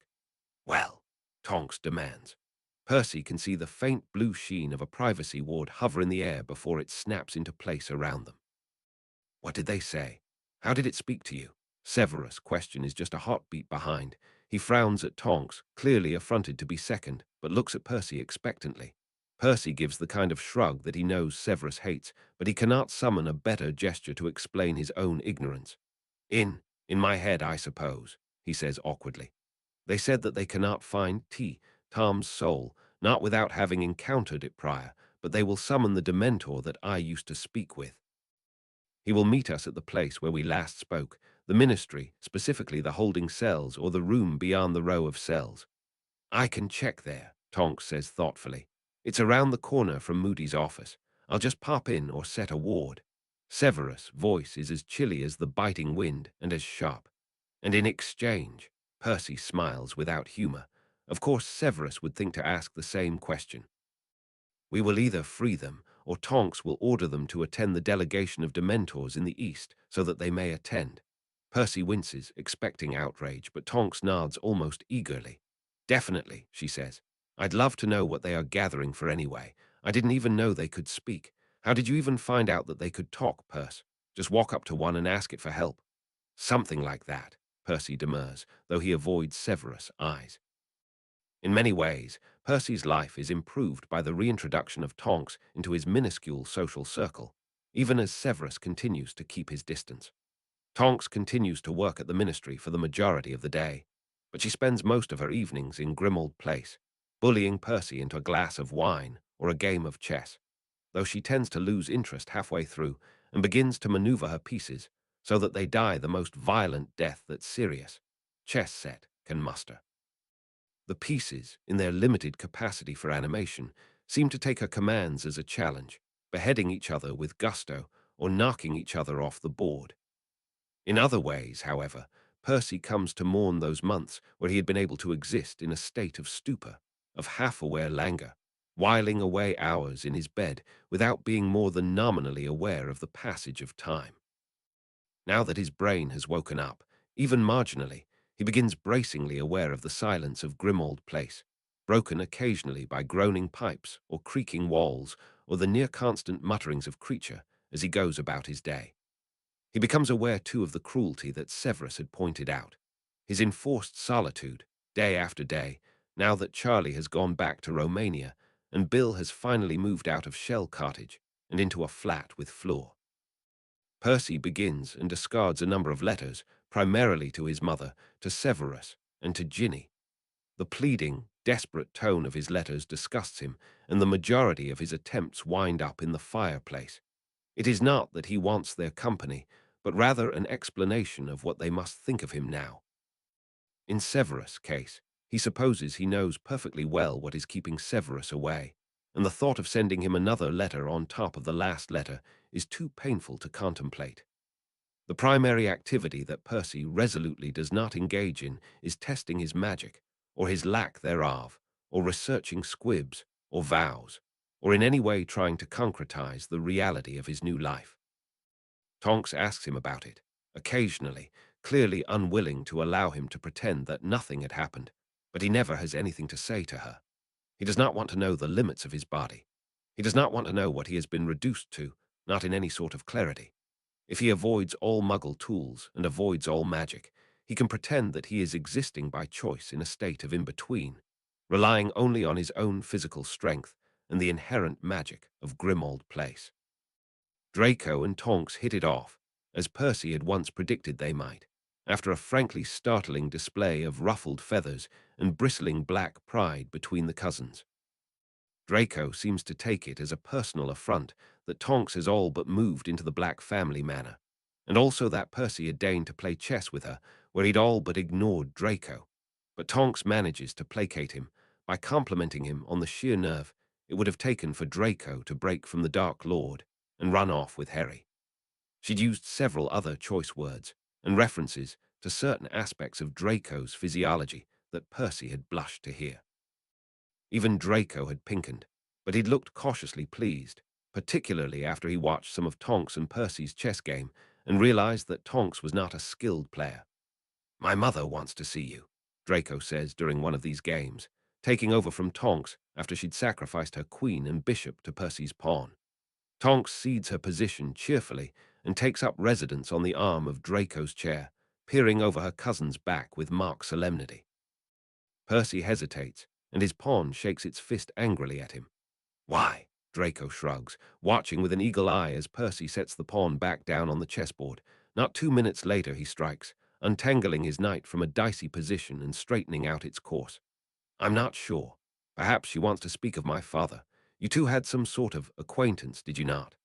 As usual, Percy cannot even begin to explain his relationship with Narcissa or even Lucius. After the war's conclusion, all of the strange, fraught relationships of circumstance that he'd forged seemed to be empty, filled with false urgency and artifice. He had liked Narcissa, and by Merlin, he had liked Lucius too, even though he oughtn't have liked either, and he cannot sort out now which of those feelings were genuine or forced. Of sorts. "Well, she's likely a few weeks away from sending you a formal invitation," Draco says absently. Tonks tries to reach around him to move the knight again, but Draco slaps at her hand without a hint of self-admonishment. It'll be rude for you to ignore it. I'll come by to fetch you at the proper time. Percy is distracted throughout the rest of the game, and Draco manages to wrangle a decisive victory, even with the considerable handicap of Tonks' erratic opening. Percy had not personally witnessed Lucius' death, but he had played a hand in causing it, and though Draco had been surprisingly nonchalant about Percy's role, he cannot imagine that Narcissa would be equally sanguine to meet the person who killed her husband. And her sister, a voice whispers inside Percy's head. Scrimgeour is organizing a gala as well, Draco reports as he prepares to leave, accepting his pressed and steamed outerwear from Creature with a well-bred nod and shrugging it on over his silk shirt. He's going to be awarding the Order of Merlin to various war heroes. It's not too late for you, you know. You saved his life. I wouldn't be surprised if he gave you one anyway. Percy's face immediately sours. We've already had this conversation, Draco. Draco shrugs. I'm not fool enough to have it again, he says winsomely, with some of his mother's charm. But I thought you would be interested to know. Tonks tries to ask Percy a follow-up question, but he forestalls all conversation with a scowl and heads up to bed early, leaving her to clean up the chessboard and flew home. He does not want to think about attending a gala. In fact, he most definitely will not attend, not if there will be other people there, ready to gawk at him, press for his story, and express either their sympathies or their pleasure at his affliction. The only person he thinks that may dread such an event more than him would be Severus. The idea of Severus scowling as he receives an Order of Merlin is the only even remotely positive thought that Percy can muster up about the whole idea. Perhaps he ought to write to Scrimgeour and suggest he nominate Severus. Percy thinks he certainly deserves it. August 1998 in the end, Percy does not write to Scrimgeour, but Scrimgeour writes to Percy, an elaborate invitation requesting Percy's presence in the minister's office, the day after next, at 2 o'clock in the afternoon for tea and conversation. Percy scowls at the scroll when he receives it and twists the ribbon that had lacily adorned it savagely between his hands. Percy is very familiar with this parchment, with its gilded edges and elaborate script, the ink so dark and creamy it almost looks as if it is still wet. He is familiar, too, with the wording, one of the several stock letters that they use to invite people to events, and familiar with Scrimgeour's signature. He looks for the small flourish at the end of the R that the signature spell automatically adds, but has to conclude that Scrimgeour had actually signed the letter by hand, which makes him feel marginally better about being at the receiving end of one of these notes. He's tempted to write back a rude no. He knows the stock letter format for that as well. Percy knows he will have to make his way to the ministry eventually, if only to speak to the Dementor when it eventually returns to this side of England. But he does not think he could stomach an actual trip to the minister's office, particularly because the letter conspicuously did not mention whether anyone else would be attendance for tea and conversation. The last time Percy had been inside the minister's office, he'd been illegally controlling the Minister of Magic with a dark curse and sending the Dark Aura forces to hunt down the boy who lived, who had just broken into Gringotts in search of a Horcrux. Now, Percy would be returning as a muggle or a squib, certainly a man in disgrace, only a guest. Percy is also immediately wary of any event that would request his presence in such a formal way. If Scrimgeour had something to say to him, a scolding, for instance, of the utter mess that Percy must have made of the ministry, or a belated notification that he was to be banished from the wizarding world, or anything in between, then presumably Scrimgeour could write him a letter with his own words, or show up at Percy's door, or book him on a one-way ticket to Azkaban. Percy resolutely decides to ignore the summons, though he frets about it for the next 2 days, and 45 minutes before the specified time, he is yanking a wet comb through his persistent curls and examining his face for spots. He isn't planning on going. He has not arranged any transportation, and so he cannot even get to the ministry, though he supposes that Creature could probably take him, or he could unearth his wand from its inert grave in the desk drawer and attempt to call the night bus. No, he isn't going. He is merely completing his morning toilette at 11 in the morning, as he couldn't sleep last night, and only dragged himself out of bed at 10. He is only wearing his dark green wizarding robes because he is cold inside the drafty house, and because they remind him of Auntie Muriel, who had written him a letter last night complaining that nobody had informed her that he was staying with the Blacks and inviting him to the Prowetts' summer home, now that Bill has moved out and left her alone. When Tonks arrives 15 minutes later, he is sitting demurely at Regulus' desk, dressed and fed, and replying conscientiously to Auntie Muriel with his very best handwriting. "Good," Tonks says as an introduction, flicking her eyes across his frame. He flinches at the sound of her voice, shattering the tomb-like silence, but continues to write each letter with exquisite precision. "You got the letter. Scrimgeour was worried it didn't breach the Black Wards, so he sent me here to fetch you."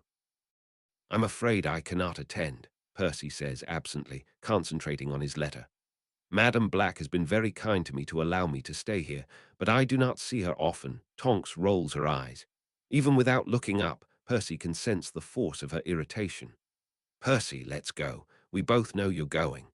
You're wearing the bloody robes. You've been summoned by the minister himself. Of course you're going." "I'm not going, Tonks," Percy snaps, his hand jerking and leaving an unsightly blot on the parchment. The sight of it rankles him. Without his magic, he cannot merely spell it away, and so will have to begin the letter anew. "I'm not going to go to the ministry. Scrimgeour can come here if he wishes to speak to me." "Percy," Tonks begins, annoyed, and then she blows air loudly through her pursed lips and moves closer to the desk. Her voice is softer when she starts again. "Percy, I can take you straight there. Scrimgeour authorized me to bypass the entry checks at the ministry. Nobody will see you." That Percy had been worried about being shepherded through the entry checks does not soften his own tone when he replies, "I don't have anything to say to Scrimgeour, Tonks. All the trials are over. I no longer work at the ministry." "Look, Percy, you know I was never Scrimgeour's biggest fan, but he's not a bad minister, and he's doing his best to get everyone moving again after the war," Tonks says quietly, leaning against the doorframe. "Just hear what he has to say. Who is even going to this meeting?" Percy looks up and notices to his surprise that Tonks looks tired. Not as tired as she'd looked prior to the final duel, but still tired. Oughtn't everything be easy now, with all of the Death Eaters locked away or pardoned, and nothing but galas and afternoon teas to attend? They don't even have to plan the reams of funerals that Percy had lived through in his first lifetime, though there still are funerals, and he has made note of them somewhere inside his mind. The obituaries and announcements section the only part of the prophet that he regularly peruses. "I've not been invited," Tonks admits. "In fact, I only know about your meeting because Scrimgeour wanted me to fetch you. I wouldn't be surprised if it was just you, to be honest." This makes Percy feel marginally better.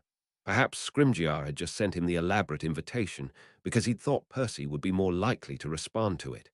Percy crumples the letter to Auntie Muriel, stands, and straightens his robes. Crisply, as if the answer were hardly a concern for him, "Are you to bring me back as well?" Tonks gives him an encouraging smile, as if he weren't asking her essentially to shepherd himself around like a child.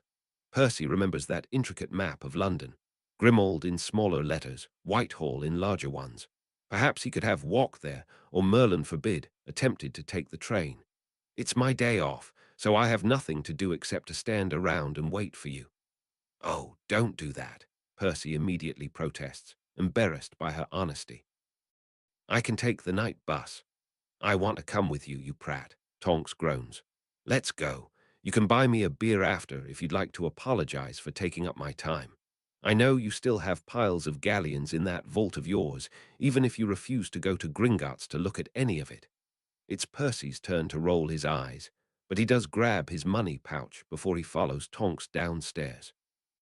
He hasn't gone to Gringotts, but he hasn't spent any money either, so it still jingles with a reassuring weight when he slides it into his messenger bag and slings the bag over his shoulder, where it settles, comfortable and familiar, like an old friend.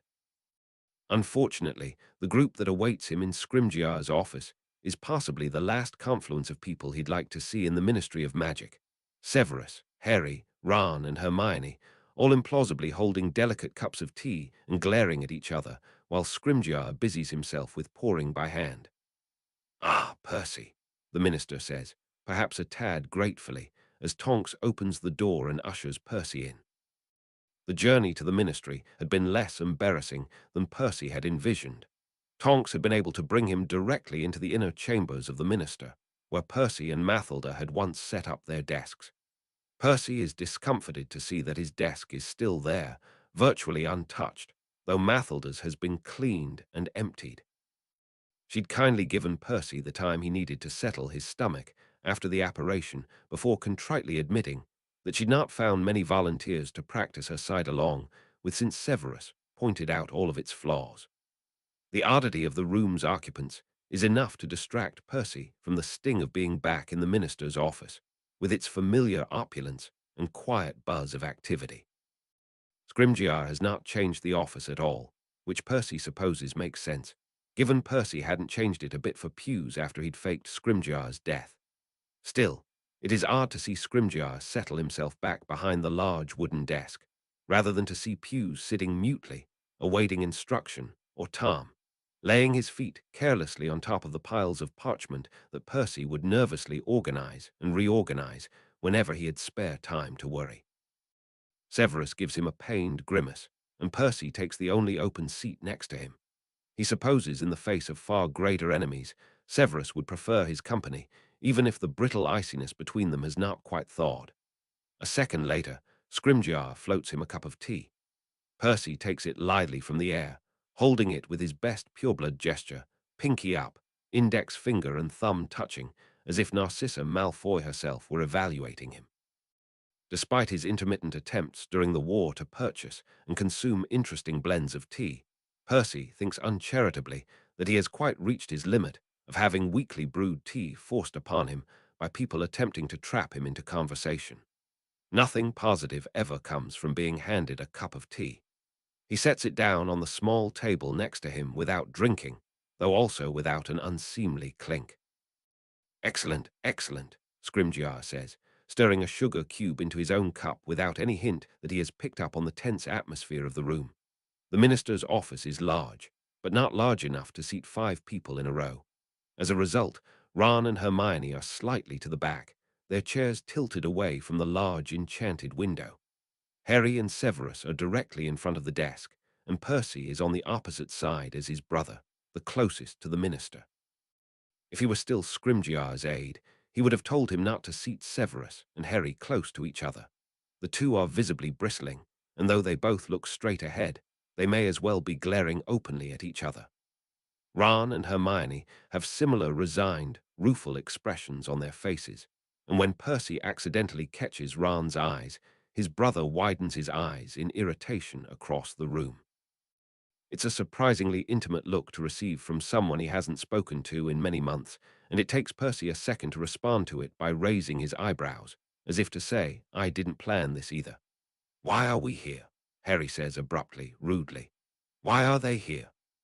Percy cannot help but be offended at the comparison to Severus, though of course in this room he is more similar to Severus than anyone else. Still, Severus played a large part in Harry's parents' deaths, so the animosity is justifiable, but Percy helped Harry openly. During their last meeting, Percy had excused Harry's behavior, but it has been long enough that their teenaged boy who lived ought to have grown out of it by now. Harry is 18. His birthday had been celebrated just days prior by scores of jubilant wizards across the land. "You are here, Mr. Potter," Scrimgeour responds, his voice far icier than it had been only minutes prior, "to discuss the gala that we've planned for the end of August, the day before the Hogwarts Express will take the students back to the next year of Hogwarts." "I'll be there," Harry says obstinately. "Is that what you've come to ask? I won't give a speech, though." Percy has to wonder, despite his irritation with Harry's rudeness, what Harry has been doing for the past few months. Percy has been avoiding reading the paper or asking about Harry or generally educating himself about the state of the wizarding world. But he cannot imagine their society has let Harry hide away in a house and pretend to be dead. He's probably already been strong-armed into giving speeches and interviews and testifying at trials, which, Percy concedes, would explain some of his belligerent behavior. Percy cannot imagine a more trying ordeal for Harry, save for being tasked to die to defeat the Dark Lord. As part of the ceremony, I will be bestowing the Order of Merlin to a variety of individuals, Scrimgeour explains, making eye contact with each of them in turn. Certainly, we will be awarding far more awards than have been given simultaneously in the past. There will be some pushback, of course, but I believe that we ought to formally celebrate those who aided in protecting our society. Percy's own unease is clearly mirrored on Severus' face, through the minuscule twitching of his lips and the slight flaring of his nostrils.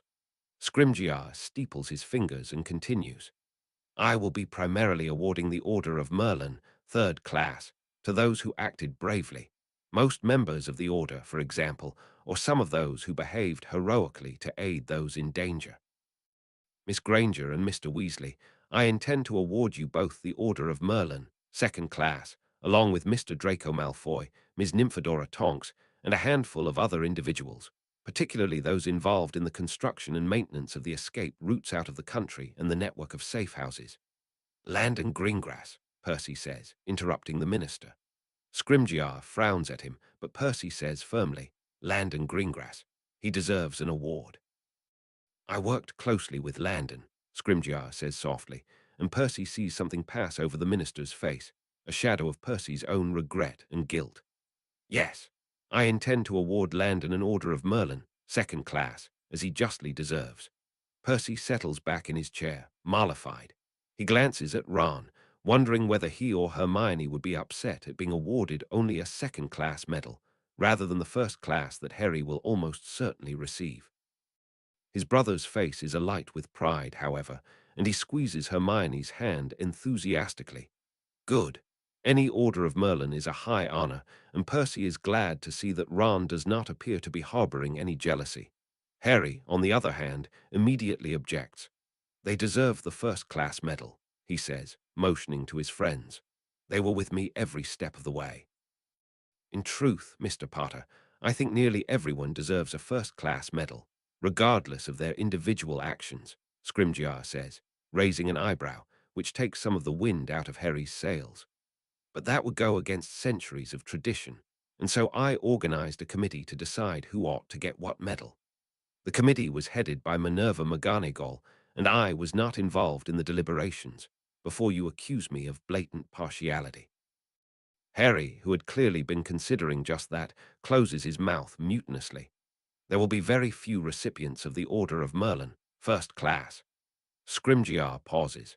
Percy is familiar enough with the other man that he can see the way that he steels himself before his next words. I intend to award this to you, Mr. Potter, as well as to Mr. Snape and to Mr. Weasley. Percy reflects later that perhaps this would be the first time when all three proposed recipients of the medal protest at once, nearly in unison, and with equal vehemence.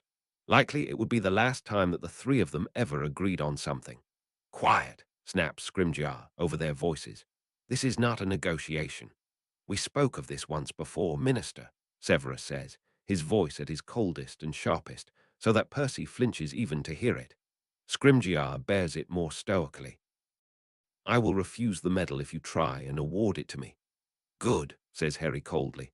That way I don't have to refuse it for you. Harry, Percy snaps, almost at the same time as Hermione, and to his surprise, even Ron a second later. They look at each other, taken aback, and Percy subsides, so that Hermione can speak. She manages. Harry, don't say that. You heard what the headmaster said about Professor Snape. Dumbledore trusted Severus above all else, Percy cannot help but say nastily. Or do you no longer regard Dumbledore's opinions highly?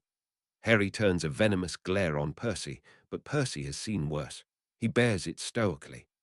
Quiet, all of you, Scrimgeour thunders, and they all fall resentfully quiet, bound at least by the nominal authority of the Minister of Magic.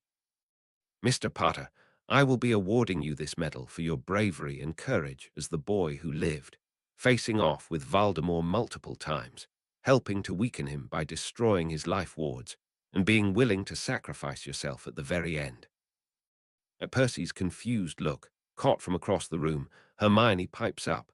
The minister has told everyone that Voldemort created a series of life wards to augment his power, and that Harry, Professor Snape, and some members of the Order worked to destroy those items.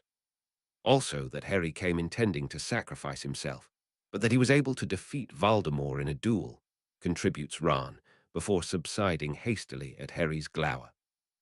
Percy does not particularly like this interpretation of events.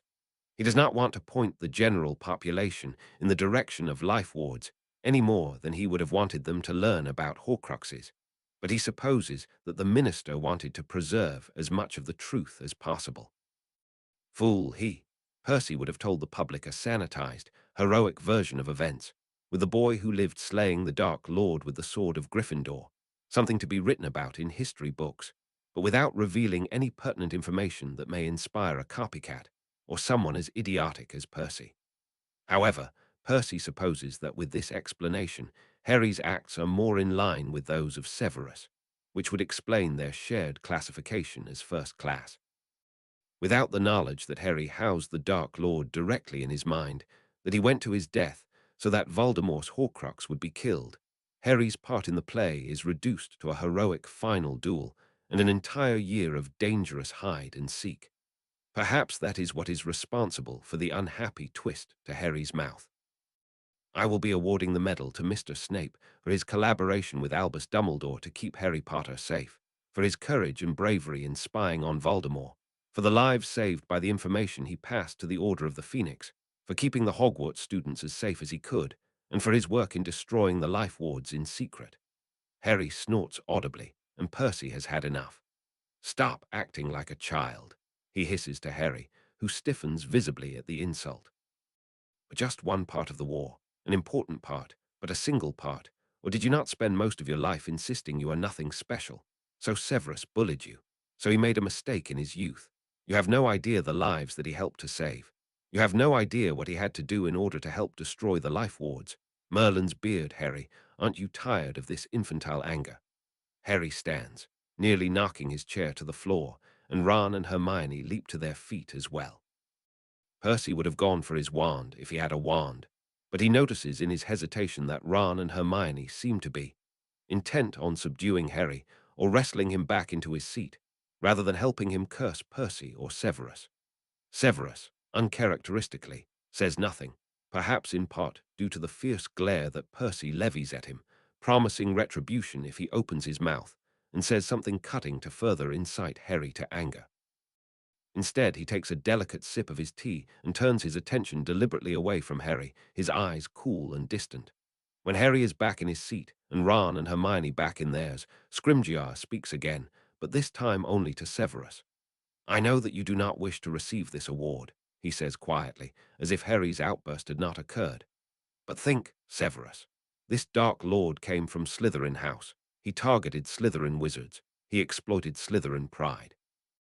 You were the head of Slytherin House, and you worked to save as many of your students as you could, and you betrayed Voldemort when you realized what harm he was capable of inflicting on our world. You inspired your godson to defy Lucius Malfoy. You helped Andromeda Black reunite with her family.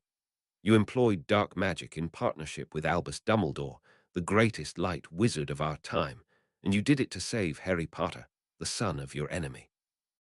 You would be the first Slytherin wizard to receive the Order of Merlin since Arcturus Black, and I have it on good authority that he all but purchased the award for himself. Don't let Voldemort be the legacy of Slytherin House, Severus. Severus is quiet, but Percy can tell that this interpretation of events is strange for Severus to hear. Percy is glad that Severus is hearing it. Severus is so used to evaluating his actions only in the context of redemption for his one grave sin that to hear that he may be an inspiration, that he may leave a legacy, Percy knows that would be difficult for Severus to bear, and that every second that Severus does not immediately refuse is a second that he is warring with his natural inclination to think the worst of himself. Scrimgeour takes the opportunity to turn to Percy, who tenses at the look that his old boss gives him. And you, Mr. Weasley. I intend to award this medal to you for your work over the last 5 years to defeat the life wards of Tom Riddle, for working as a spy with Mr. Snape, for doing your best to mitigate harm in the Ministry, for saving the lives of dozens of Muggle-borns, both in terms of ending the Muggle-born trials, and for establishing a highly effective route of safe houses, for passing highly valuable information to Nymphadora Tonks, and for having the courage to weather society's judgment as you worked in secret. No, says Percy calmly, and without any of Harry's passion or Severus' iciness. He lifts his chin and meets Scrimgeour's eyes solidly. The man cannot scare Percy. He is barely Percy's minister, now that Percy is all but a muggle. You may award me a third-class medal if you wish for my work with the safe houses and for passing information to Tonks. I am happy for you to highlight my role as a spy so that it may comfort those who thought me irredeemable. But I will not accept a medal on the same level of honor as Harry and Severus. I battled against Tom, but it was my own actions that brought Tom into existence and equipped him with the knowledge and magic to pose a threat to our world. Had I acted with integrity and wisdom, I never would have created such a problem. Severus snorts over Scrimgeour's immediate protest. Really, Severus says dryly. And what is it that you ought to have done differently? I should have bloody well told Dumbledore the second I found the diary, if not sooner, Percy snaps back.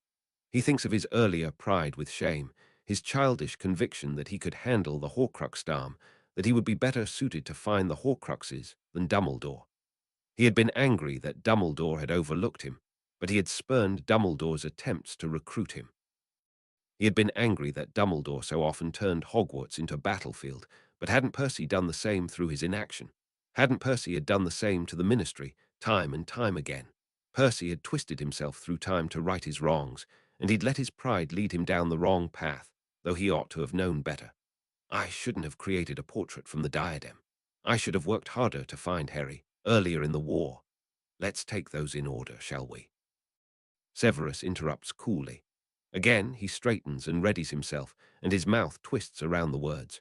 The others in the room are silent, wide-eyed, even Harry. Had you told Albus of the diary in your 6th year, perhaps he would have recognized it for what it was. Perhaps he would have written in it then, as he did later, and for a much longer period of time. Perhaps he would have told Tom some of his own secrets, or allowed Tom to feed on his magic, or lost control of himself. One of Tom's Horcruxes killed Dumbledore, so he clearly was not impervious to it. He would have found the other Horcruxes sooner. Would he have? Severus shakes his head. At most, your arrogance in speaking to Tom cost us only a year, for Albus would have become aware of the Horcruxes after the Chamber of Secrets was opened. Even at his death, Albus did not know what the other Horcruxes were. Would Tom have told him, his most hated enemy? Perhaps Albus would have found the diadem within Hogwarts, or the locket in the cave. Would he have brought me along? He would not have brought Potter, who was but a child. Perhaps he would have succumbed alone to the draught of despair. It nearly killed him when he drank it later, didn't it, Potter? Harry nods mutely, and surprisingly without rancor. Percy bristles at this line of questioning, but he cannot think of a coherent objection, and so he allows Severus to continue while he marshals his thoughts. So perhaps the diary would have possessed him, which would have been catastrophic, or he would have succumbed to the locket's defenses. Even if he then learned of the other founder's artifacts so corrupted, would he have easily found them? Would he have been allowed into Bellatrix Black's Gringotts vault? Even the mighty Albus Dumbledore could not force his way into Gringotts, at least not until a war had broken out. But he would have had more time. Perhaps, perhaps not, Severus says, cutting off Percy. And I remind you, we did not know the identity of the Horcruxes either. Albus would have taken the diary into his office and never revealed to either of us what it said, as he did later. Perhaps he would have told Potter, but perhaps not. We do not know. Tom would not have trusted any of us as he trusted you, which brings us to the second point, the portrait. The diary did not know what the diadem knew. At the time, we needed to force the diadem to tell us what we knew, and that you had the skill to turn the diadem into a portrait was nothing short of extraordinary. You managed to extract the truth out of Tom. He told you of the Horcruxes willingly, and you destroyed them in secret. Harry is quiet, and Percy glances at him, thinking of a boy in another timeline who had completed the same set of thankless tasks a few months later and with a host of others dead in his wake, but bravely and without prior knowledge and without the support of Severus Snape. How had he done it? 11 years in this timeline have given Percy a greater window into the life of Harry Potter, but he still could not fathom how the boy had defeated the Horcruxes alone if he had truly managed it by the conclusion of the war. Let us then turn to the third point. Albus knew of your true identity. He made the choice to only inform a select subset of the Order as to your mission. He chose not to tell Potter, to give you a way to communicate with him, even though he knew that he was soon to die and that you would be under close supervision. Potter was safe in Grimmauld Place. He should have sat out the rest of the war there until he was the last Horcrux. Dumbledore gave me the mission to destroy the Horcruxes, Harry begins, bristling. Albus gave you the mission to die, thunders Severus. And you did so with courage befitting your parents, Potter. Perhaps Albus did want you to find the Horcruxes. Albus was obsessed with symmetry, as the Dark Lord was too. But there was no reason for him not to ally us, Potter, to teach you the type of occlumency that would have protected you, to give us a way to communicate when it became necessary. He did not even tell Minerva what he planned, nor Alastair, nor Kingsley, nor Arthur, nor Marley. He left you needlessly alone. Harry subsides quietly, perhaps thinking over this strange note of sympathy from his hated professor, but Percy has to say, agonized, his voice a nearly silent rasp, "I nearly killed my father, Severus, because Albus stationed him in the Ministry of Magic, with no way to protect against Nagini," points out Severus. "Perhaps you brought Tom to life, but you convinced him to tell you what the other Horcruxes were, and we would have been lost without that." Then Severus' voice changes just slightly as he looks back toward the others in the room. "I am not blaming Albus, though it sounds as if I am. He acted in ways he believed were best, and he had many to protect and much on his mind. But his insistence on keeping his plans private pushed many into actions that later seem incorrect, though at the time they seem to be the only viable choices. It is interesting, Severus," says Scrimgeour, who up until this point had been silent. "I believe that I knew the entire story from your letter to Minerva, yet each time we speak I find there to be new details to learn." Letter to Minerva. Percy frowns at Severus, who avoids his gaze. "I have said what I intend to say," Severus says shortly. And Mr. Weasley, hearing this news from Severus, only solidifies my determination to present the award. "Minister, I've lost my magic," Percy says viciously, reaching for the last weapon in his arsenal. The other occupants in the room flinch, but Scrimgeour merely stares at him steadily. "I don't think I'm even allowed to be in the Ministry of Magic, and I certainly won't get up on stage and have everyone look at me like I'm some sort of freak." "Don't say that," says Harry bizarrely, before flushing and falling silent again. Percy eyes him, but then looks back to the minister. "I won't attend," he says again, but more quietly. "Please, minister. You do not need to bestow upon me an award. I will not be the first Gryffindor, nor the most deserving Weasley, to be nominated." "I respect your wishes on the matter," says Scrimgeour magnanimously, dropping the argument with surprising, suspicious grace. He turns back to Severus and Harry. "I trust you two have no further objections to accepting your award. You may have to say a few words, but not a speech, Mr. Potter. You may say thank you and move on." Harry scowls, but without as much heat, and nods quietly. Scrimgeour turns his gaze to Severus. One by one, they all look at Severus, who had receded into his chilly exterior after his surprising outburst. Finally, Severus nods once, and Percy feels relieved, despite himself. "Good," Scrimgeour says, rubbing his hands together. "I will send you all further details as necessary, and let me be the first to thank you all for your service during this war."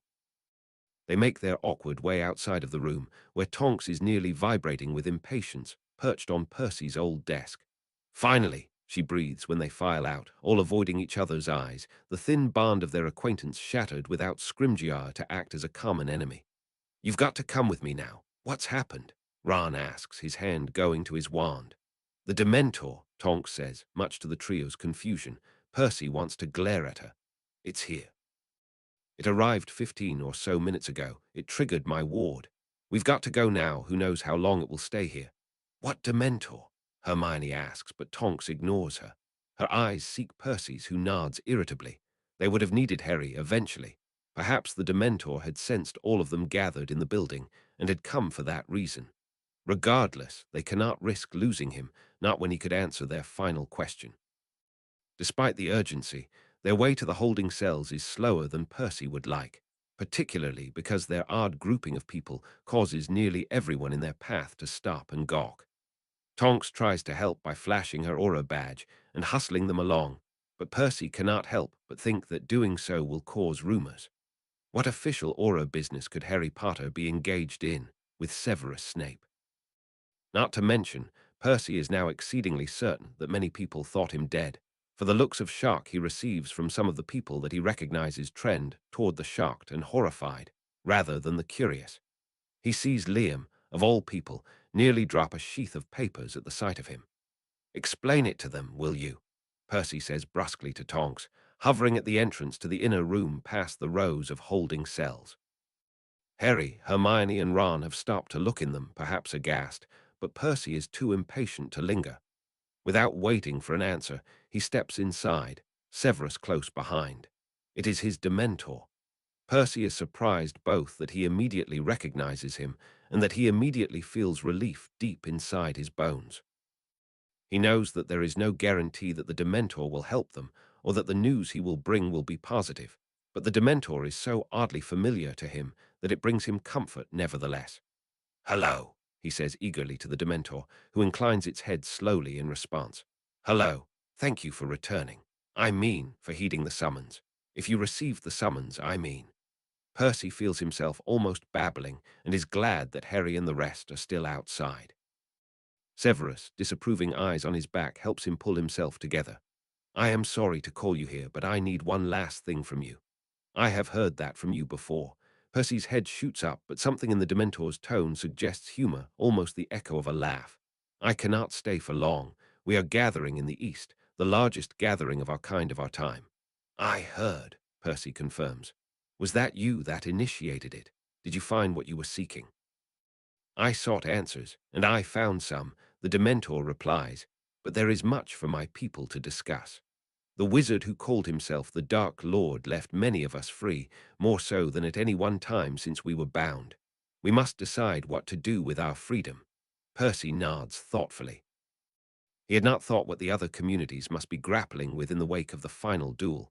The goblins who had to re-establish their system of order, the centaurs who had fought for the Dark Lord, the giants who had been promised dominance over their land, the werewolves who had been encouraged to turn others. None of the communities were monoliths, as Percy had learned, and all had much to gain and lose from Voldemort's defeat. "Well, I wish you luck," he says. "I can no longer do very much for you or your people, but you may call upon me if I may aid you in any way. What has happened to you to drive such a claim from your lips?" The Dementor hovers closer, but Percy cannot feel any of the dread or fear he would expect. Perhaps he can no longer feel it now that he is not a wizard. I lost my magic," Percy admits honestly. "I made a vow to a wizard, the one who calls himself the Dark Lord. I broke the vow." Then he frowns. "Can you not tell?"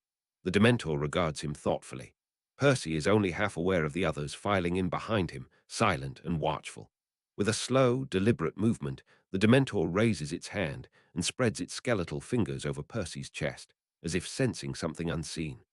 "I cannot sense wizarding magic, as I can sense your soul," the Dementor says finally. "But I can tell when someone lacks magic entirely, and you are not one of that kind." "A squib, perhaps," Percy says with an embarrassed twist of his lips. Despite telling himself otherwise, he does not really think he is a muggle. But can he say to be a squib would be any better? At least if he were a muggle, he would have an excuse to avoid magic entirely. As a squib, he's not locked out of any spaces, saved for his own lack of ability, of power.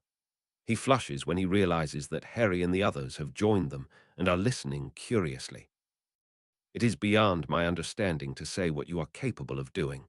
Percy waves this aside self-consciously. He does not need the Dementor to tell him what he already knows.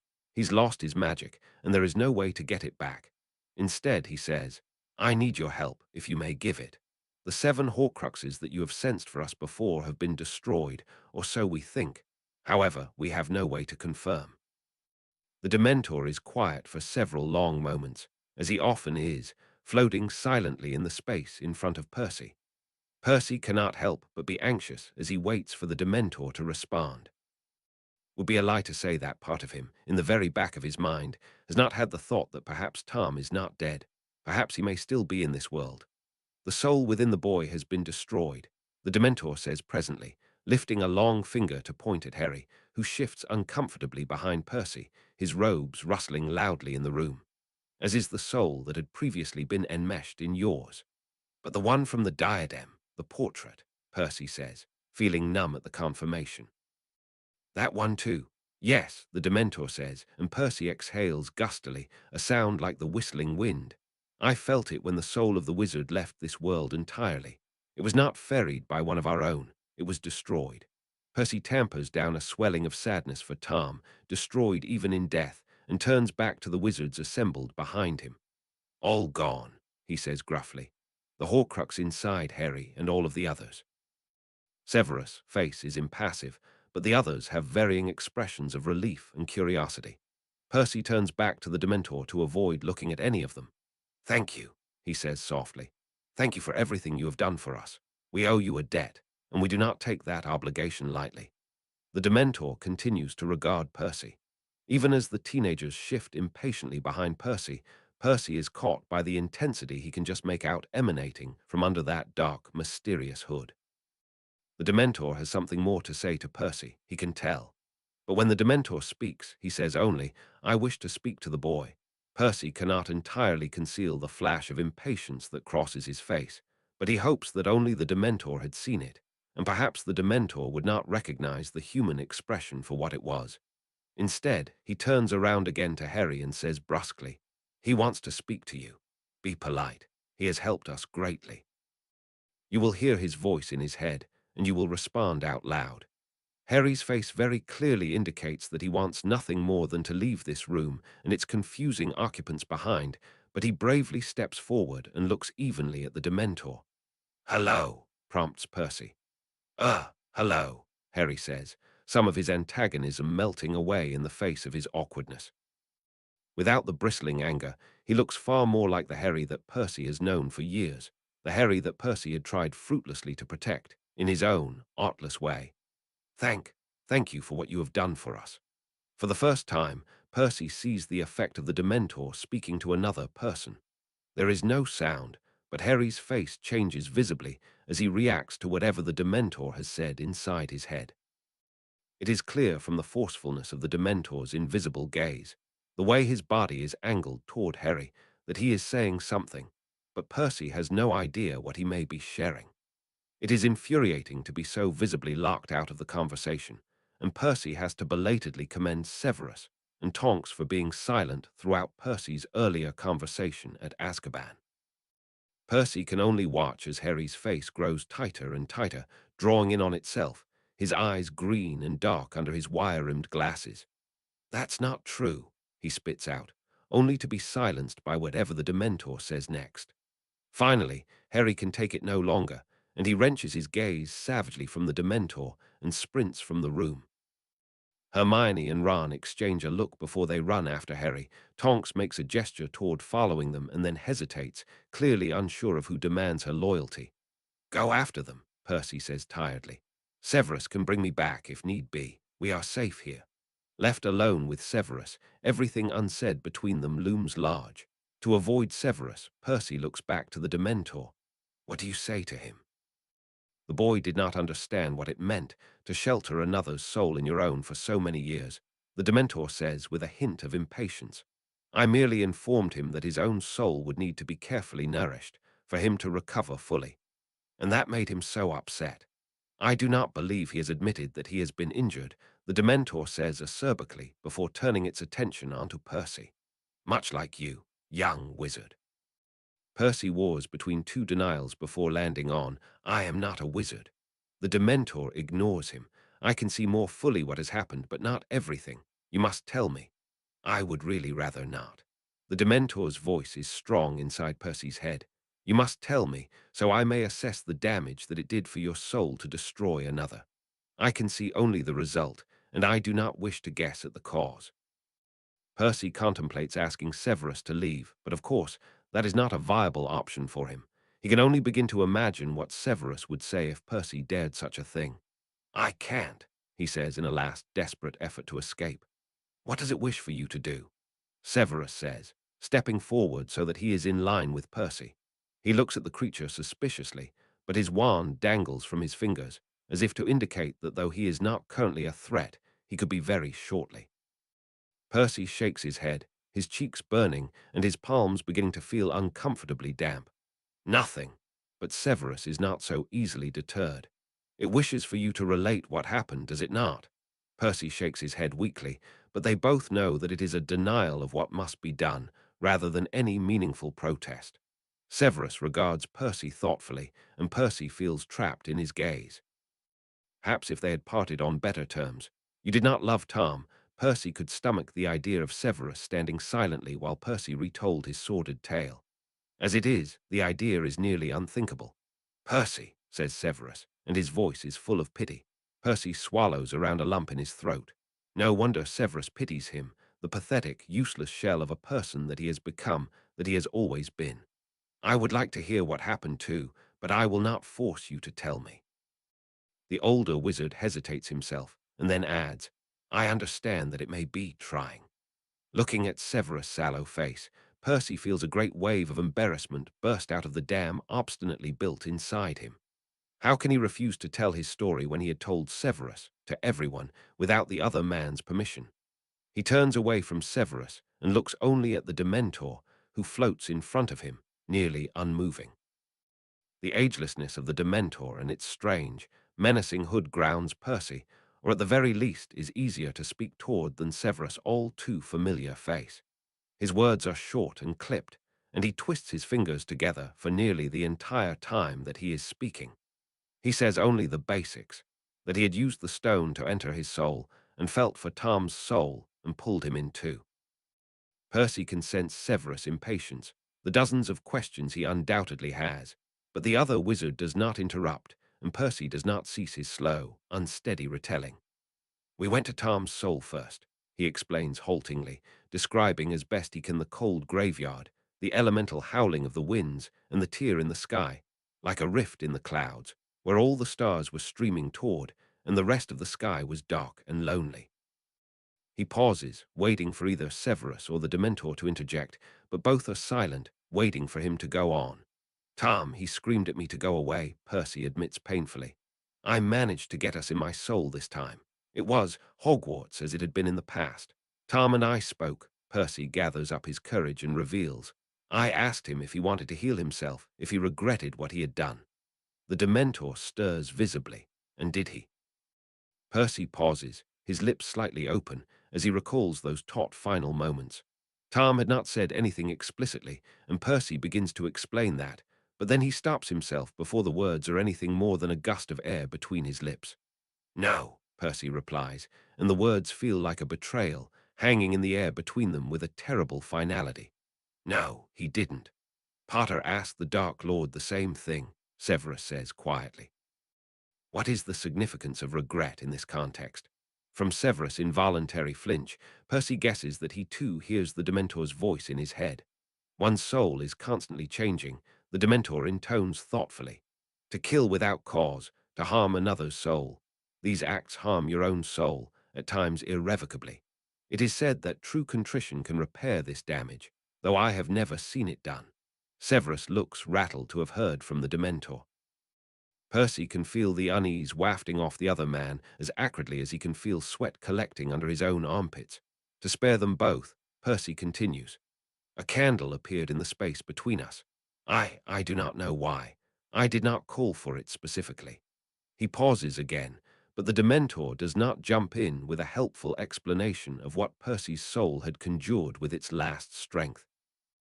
Haltingly, he explains how he had felt for Tom's soul and wrapped it, as best he could, around the candle. Why? Severus interjects impatiently, and Percy can only shrug helplessly. As with much of his interactions with Tom, he had been acting on instinct, with a mind half blurred by his proximity to Tom, his own confusion and conflicting desires. And then I blew it out, Percy concludes. He stares intensely at the Dementor, as if hoping the creature can see between his words without him having to say the rest out loud. I thought I was killing myself, and in turn killing Tom. I do not know why I survived. Severus hisses in a breath, and when Percy glances at him, his face is drawn and angry. Percy quickly returns his attention to the Dementor, who cocks its head as it looks at him. Then a motion, he extends his hand, but this time instead of seeming to survey Percy, he turns his hand over so that his palm is facing the ceiling. In his palm is the stone. I can't, says Percy, looking at the small, grey stone with trepidation. I can't. You can. I can't, he insists, and to his horror he feels something like tears burning down the back of his throat. Swallowing, Percy tips his head up and stares angrily at the Dementor. I can't. His magic aside, could Percy bear to stand inside his own soul, to see the blackened dust on the walls and the words dripping in blood outside the chamber, to see all that he is and all that he's failed to be? The Dementor seems to exhale angrily, the rotten smell of sour eggs wafting over them. Percy wrinkles his nose automatically, but otherwise does not react. He is no longer a wizard. He no longer needs to understand what is inside his soul. The Dementor cannot scare him. Your soul is damaged, the Dementor says, and perhaps his irritation with Percy accounts for the clipped, short nature of his words as he delivers this news. The sliver of soul that you destroyed had maintained ties to you, and you destroyed that part of your soul when you killed it. What is it saying? Severus interrupts. Percy barely hears him. His heart has begun to beat erratically, and Severus seems very far away from him. The Dementor ignores him. At the moment of death, you split your own soul instead, so that part of you remained in this world, he says mercilessly. The magic from this split is what destroyed the sliver of soul that you were battling. The ceiling seems suddenly to be further than it was before, and Percy's tailbone has begun to smart. Only a second later, he realizes that he's fallen to the ground, sat heavily down as his legs refuse to support him any longer. From here, he can see the space under the Dementor, where the edges of its long, ragged cloak brush the floor, and he wonders nonsensically if the Dementor has feet, or if it is merely a head and a pair of arms, covered by the fabric. Robes rustling. Severus bends on one knee and holds onto Percy's chin, tipping it up, so that Percy stares unseeingly at Severus' dark, quizzical eyes. Shark, the other man says, but the word barely registers with Percy. What did you say to him? I order you to tell me. Perhaps the Dementor begins to speak to Severus. Percy does not notice, the sounds around him muted, as if he were under water. I wish for us to be free, thinks Percy, as he'd thought once before. It had been an insubstantial wish, an embarrassing wish, a non-specific wish, a wish that by all accounts should have resulted in their shared death. Perhaps a reunion in the afterlife, if an afterlife exists, or perhaps just peace, as their magic went back into the world, to linger at the tops of the trees in the forbidden forest and run alongside the creek, to materialize in Hagrid's giant pumpkins and spark into a levitation charm inside a first-year classroom.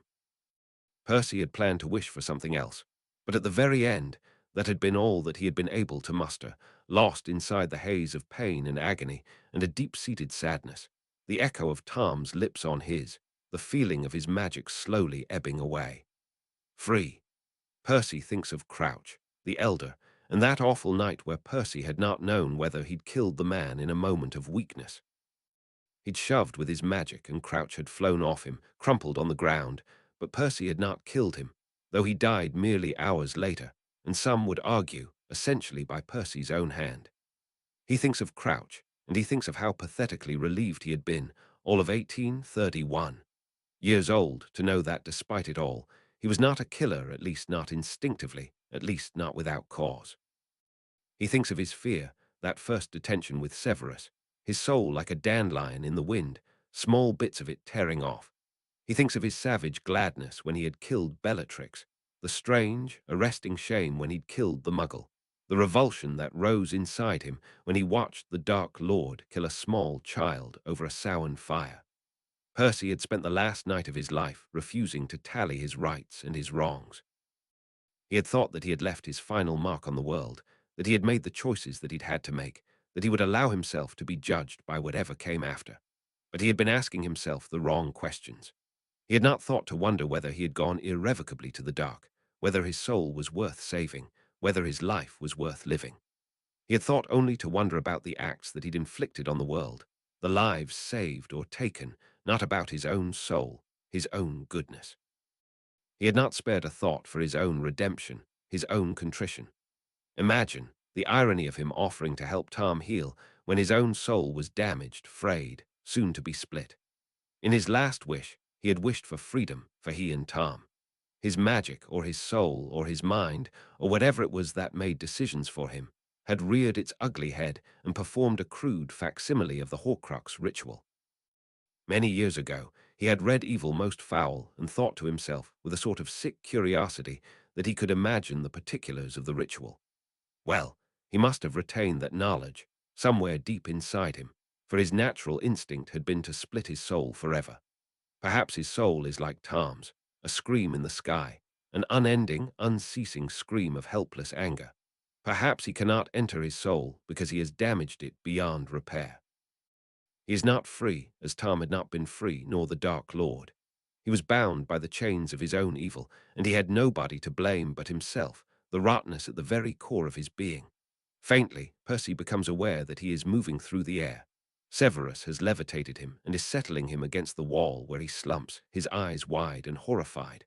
Why was he even alive? What kind of life? Half-life, simulated life, corrupted life, was he now living? He is the Dark Lord, subsiding off unicorn blood. He is Tom, ripping his soul in half with his own hands. He is Voldemort, his laughter high and shrill over an open flame as the stench of bodies filled his nostrils. Percy throws up and barely notices the acrid smell of vomit before Severus vanishes his mess. "Percy," Severus says urgently, his face filling Percy's frame of vision. Percy looks at Severus' face, the dark bags under his eyes, the long, hooked nose, the yellow tint to his skin that betrays Severus' inability to eat vegetables at regular intervals or dose himself with one of the many rejuvenating potions he can make without a recipe. Severus' eyebrows are dark and bushy, and they draw together anxiously, a dark line carved into the skin on his forehead. His lips are small and pursed, but a surprisingly delicate shade of pink, and Percy stares at the unexpected splash of color on Severus' face and bursts into tears. It feels like he alone is without recourse, like he alone has been punished, that he alone is living a life without color, without meaning. "I shouldn't be alive," he chokes out, and this sets him off again. He is not even embarrassed, though he ought to be.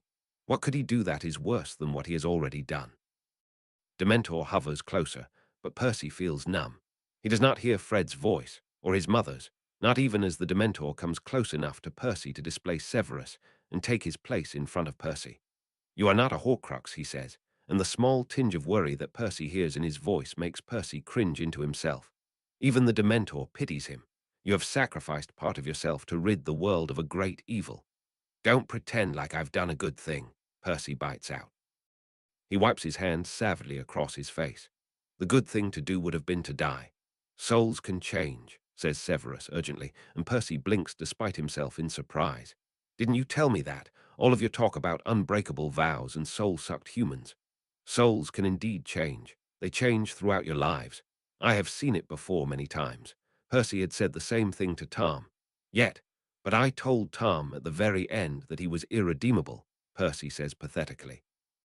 "That his soul was damaged. That is why I killed him." Severus understands at once what Percy is trying to say. "Just because you can change does not mean that you will," he says severely. "I did not change for many years. Albus certainly did not, though he must have, at least once in the past, when he turned from Grindelwald. You did not condemn Tom without cause, Percy. You gave him every opportunity to change his ways, and he chose otherwise." Percy thinks of that great rift in the sky, the millions of stars streaming sadly and wearily toward the bleak nothingness that lay beyond. Then he looks at the Dementor, feeling the cold paint on the wall behind him steady him, seeping through his wizarding robes. He is still crying, or perhaps his face is merely still wet, and his voice shakes terribly as he asks, "I thought souls were not magic, but you said otherwise. What would make the soul change otherwise?" "Souls are not wizarding magic," the Dementor corrects, "but souls are composed of the type of magic that exists in all creatures and in the world." "Elemental magic," says Severus, who must have heard this last himself. "The wind," Percy says despite himself, his voice steadier. "In Tom's soul. I recognized it from the caves. Even those without wizarding magic have this magic inside of them." The Dementor seems to sink closer to the floor, so that the cloak folds under it, and its head is closer in level to Percy, though Percy still has to crane his head up to see fully. This is the magic that is released when creatures die. This is so fascinating that Percy forgets about his tears almost entirely for a second. He gapes at the Dementor, feeling his brain slowly, painfully whir back into thought. So Muggles do have magic, or some type of magic, but not a magical core. He thinks of the Muggle that he'd killed, the golden flames of magic sparking in his blood. If there are two types of magic, entirely distinct, it would explain much of the contradiction in magical theory, much of what confused Percy about souls. Tom had been right that souls were magic, but Percy had been right too. And the transformative forces between magic, the properties of resonance and congruence. He thinks of McGonagall removing the air from the classroom as his basilisk surges through the air. He thinks of a funeral boat moving slowly through the water. He thinks of his parents and their magic like the steady heartbeat of the green earth, of dragons wheeling through the air. Could he repair his soul? Severus demands of the Dementor. Could he utilize this magic somehow and use it to heal himself? For the first time, the Dementor seems to shrink back into himself. I do not know, he admits, and Percy suddenly sees him as a being, not merely an ageless repository of wisdom, a being with Dementors in his line, with imperfect knowledge. We are guardians of the dead, shepherds of the souls once they leave their bodies. Severus' voice thins to its harshest snap. Can you find out? I can try. A stutter almost before the Dementor tips its head up and regards Percy. I can try, young wizard. Then do so. Then Severus turns back to Percy, whose head has begun to clear slightly. You are not a Horcrux, he says firmly.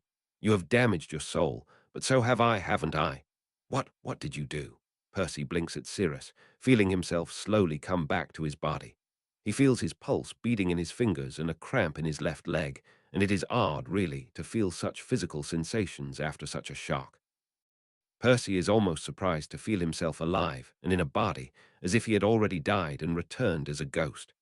I've murdered nearly a dozen people, Severus says with excruciating precision, his black eyes boring into Percy's brown. My potions have likely killed dozens more. To kill is to harm your soul. We both know this to be true, as we have always known. To kill without cause, Percy protests. He flicks a gaze to the Dementor, but the Dementor has returned to his full height and is silently watching them. You did not kill without cause. My soul is likely as damaged as yours, Severus continues harshly. And Albus, too, and even Minerva. Alastair has killed, and Scrimgeour, and I would fancy even your Nymphadora. Certainly your brother Charlie, who saved a family of 5 from an ambush. Perhaps all of our souls are as damaged as yours. But Percy struggles to sit up straighter, trying to force his mind into some semblance of a rebuttal. I suppose that you think you are special because you did it to yourself, in the privacy of your own soul, says Severus with a bitter laugh. I can assure you that, while your knowledge of souls is perhaps unique, you are not special, Percy Weasley. You have the same marks on your soul as many of your friends, and the same mark on your arm as I do. I did it by instinct. You did it out of necessity, with the last of your strength, snaps Severus, and Percy shuts his mouth automatically with a click. You are not Tom, Percy, though for a time I know that you long to be. Your idiocy has always blinded you to the qualities you possess that Tom lacked. I don't even have my magic, Severus, Percy argues back hotly. I've lost my magic. I've ripped apart my soul, and even my own family is too ashamed or disgusted of me to visit. What kind of life could I lead?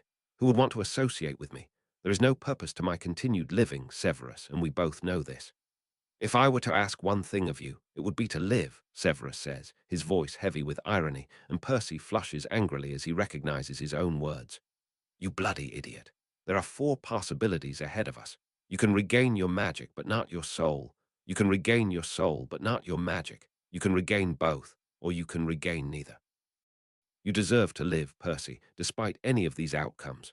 Do not tell me that you survived Tom Riddle only to end yourself over this infantile guilt.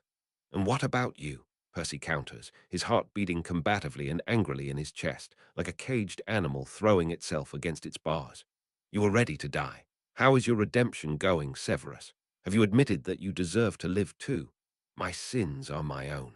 Percy laughs, and he does not recognize the sound. Give me a break, Severus. You are as capable of change as you claim I am, so you were an idiotic child and a prideful wizard. So your soul is damaged by the deaths you caused. How can you tell me that I deserve to live as a monster when you do not say the same for yourself? Severus is silent. Percy glares at him angrily, his chest heaving, and then looks back to the Dementor, who inclines his head when he sees Percy's attention. I must return to my people, and to our gathering, the Dementor tells Percy, but I will not forget my promise to you. You can forget it, Percy says tiredly. I can't help you with your vow, not now. I once told you that even if it took many lifetimes for us to arrive at a solution, it would be sufficient for me to know that we began the process, the Dementor says sternly and with a hint of humor. I ask that you not give up so easily, and in return I will investigate matters of the soul that my people have not seen in many generations. You'd better, promises Severus darkly. The Dementor holds out the stone again, and Percy reaches out with a trembling hand to take it. You can, the Dementor says softly, his voice barely echoing in Percy's head. But it is up to you whether you will. Percy does not thank the Dementor again, but something passes between them as the Dementor bows his head and then turns to float away through the walls. Something like encountering the same soul and seeing it for what it was. Something like a shared recognition of character, of purpose. Families to guard, vows to break, an impossible task to tackle with only the slimmest chances of success. To Percy's surprise, Severus takes a seat next to him, leaning against the wall. This close to Severus, Percy can smell the characteristic spicy scent of the cleaning solution that Severus uses to disinfect his equipment. It reminds Percy of Hogwarts, and he feels his traitorous eyes well again with tears, though he tries to blink them away. You are correct, says Severus finally. His body besides Percy is surprisingly warm for the bat of the dungeons. Percy can feel his heat emanate in the small sliver of wall between them. It is inconsistent for me to demand something of you and not apply it to my own life. So what are you saying? Percy asks tiredly. He wraps his hands around his knees, drawn up to his chest, a position he had taken many times in the middle of the night, unable to sleep, sitting half upright in bed as Tom shifted in his portrait outside. Severus shrugs his shoulders, causing one to bump just infinitesimally against Percy. I have cleaned my house, he says nonsensically. Percy frowns, and Severus hastens to continue. I know that the grime bothered you when you were there last. Congratulations. Percy can feel Severus eye roll as vividly as if he turned his head to see it. I was informing you, you impudent brat, so that you may take that into consideration when I offer you my guest room on the ground floor. Speaking more quickly, as if afraid Percy will interrupt, Severus says, I do not believe it healthy for you to remain in Grimmauld Place alone. I will give you the privacy and space that you require. Percy turns his entire body to face Severus, who studiously avoids his gaze. You're offering for me to live with you. I thought it may be preferable, Severus says stiffly. You may reside there as long as you wish. I live in a Muggle neighborhood, so there are many facilities that would be accessible to you. My house is well warded, and most people that knew its location are dead, and we may oversee each other's progress, as it were, over these next few months. You want us to oversee each other's progress? Percy asks incredulously, the last of his tears drying on his face with this new, unexpected proposition. What are you envisioning? That we'll sit around the fire and take turns reporting on how damaged our souls feel? We will conduct research, snaps Severus, his voice cold, and compare notes as we determine whether it is possible to reignite a deadened magical core and heal a damaged soul with elemental magic. But if you would prefer to waste away the rest of your life sitting in silence with a decrepit house elf, by all means, be my guest. Percy shuts his mouth as he considers this. For the first time since he'd awoken without magic, Percy allows himself to consider a future beyond the day-by-day realities of living at Grimmauld. He is merely 34, 21, to be 35 in just a few short days. He had not thought it possible to plan for the realities of living another year, let alone the rest of his life. Suddenly, the prospect of living at Grimmauld Place until he becomes a creature of the house, unable to leave, it fills him with a sickening anxiety, and he glances up at Severus, whose face is closed and forbidding, half shielded by his hair. No, he says, clearing his throat when the word struggles to emerge. No, I do not wish for that. I thank you, Severus, for the offer. I would appreciate the company, provided that Tonks and Draco may visit on occasion. You may decide who visits you, though I will require they will not reveal the location of my residence, Severus says, half a grumble, half a concession. I draw the line at more than 2 Weasleys at a time. Percy barks out a laugh. I do not think that will be a concern. Severus snorts. Your family are all idiots, but I believe we have both always known that, he informs Percy, who smiles despite himself. Then he pauses and Percy tenses automatically, his body registering a threat or perhaps a surprise. Percy, since when do you call me Percy? Percy demands when Severus trails off mid-sentence, clearly unable to form whatever words he had been searching for last. Percy tries for a joke, the words feeling unfamiliar on his lips. You only call me that when you want something. Severus quirks his lips. I do want something, he says, echoing Percy's earlier words. I do not trust easily, and it was difficult to bear when I thought you were dead. He avoids Percy's eyes. Percy looks at the floor, cursing his traitorous complexion. I do not wish to lose the only person whose company I find tolerable. Thanks, Percy says dryly, though the words bloom inside him, warm and surprisingly steadying. He wipes his face again and then pulls himself to his feet. His body aches as if he'd run a great distance rather than collapsed in tears on the ground. Severus is kind, or uncomfortable enough not to mention them. Let us go to Grimmauld, and you may collect your things, he says. Do you wish to return to your flat? Not yet, Percy says immediately, though he knows that he is being foolish, and Tonks has boxed most of his things. He does not think can bear it. Severus does not force him to explain. Do you wish to remain at Grimmauld for a few days? Percy shakes his head. Now that he has begun to think about it, he wants to leave as quickly as possible, before it is his head mounted to the wall or his feet dragging through the hallways. No, he says with emphasis. I need to get out of there. Percy casts one last gaze around the room where so much has occurred. Then his hand goes to the small, grey stone in his pocket, and he squeezes it tightly. He will need to think over what he learned, but he cannot deny that something in his heart feels lighter, though he has every reason to be mired in despair. Well, you have time, he tells himself, submitting mutely to a disillusionment charm so that he may leave the ministry unobserved. You don't have magic, and you don't have a full soul, but you've got nothing but time now. It's a strange thought, and something inside Percy's stomach flips uncomfortably as he follows Severus out of the room. But something else inside him feels hopeful, which is odd and uncomfortable, but not entirely unwelcome.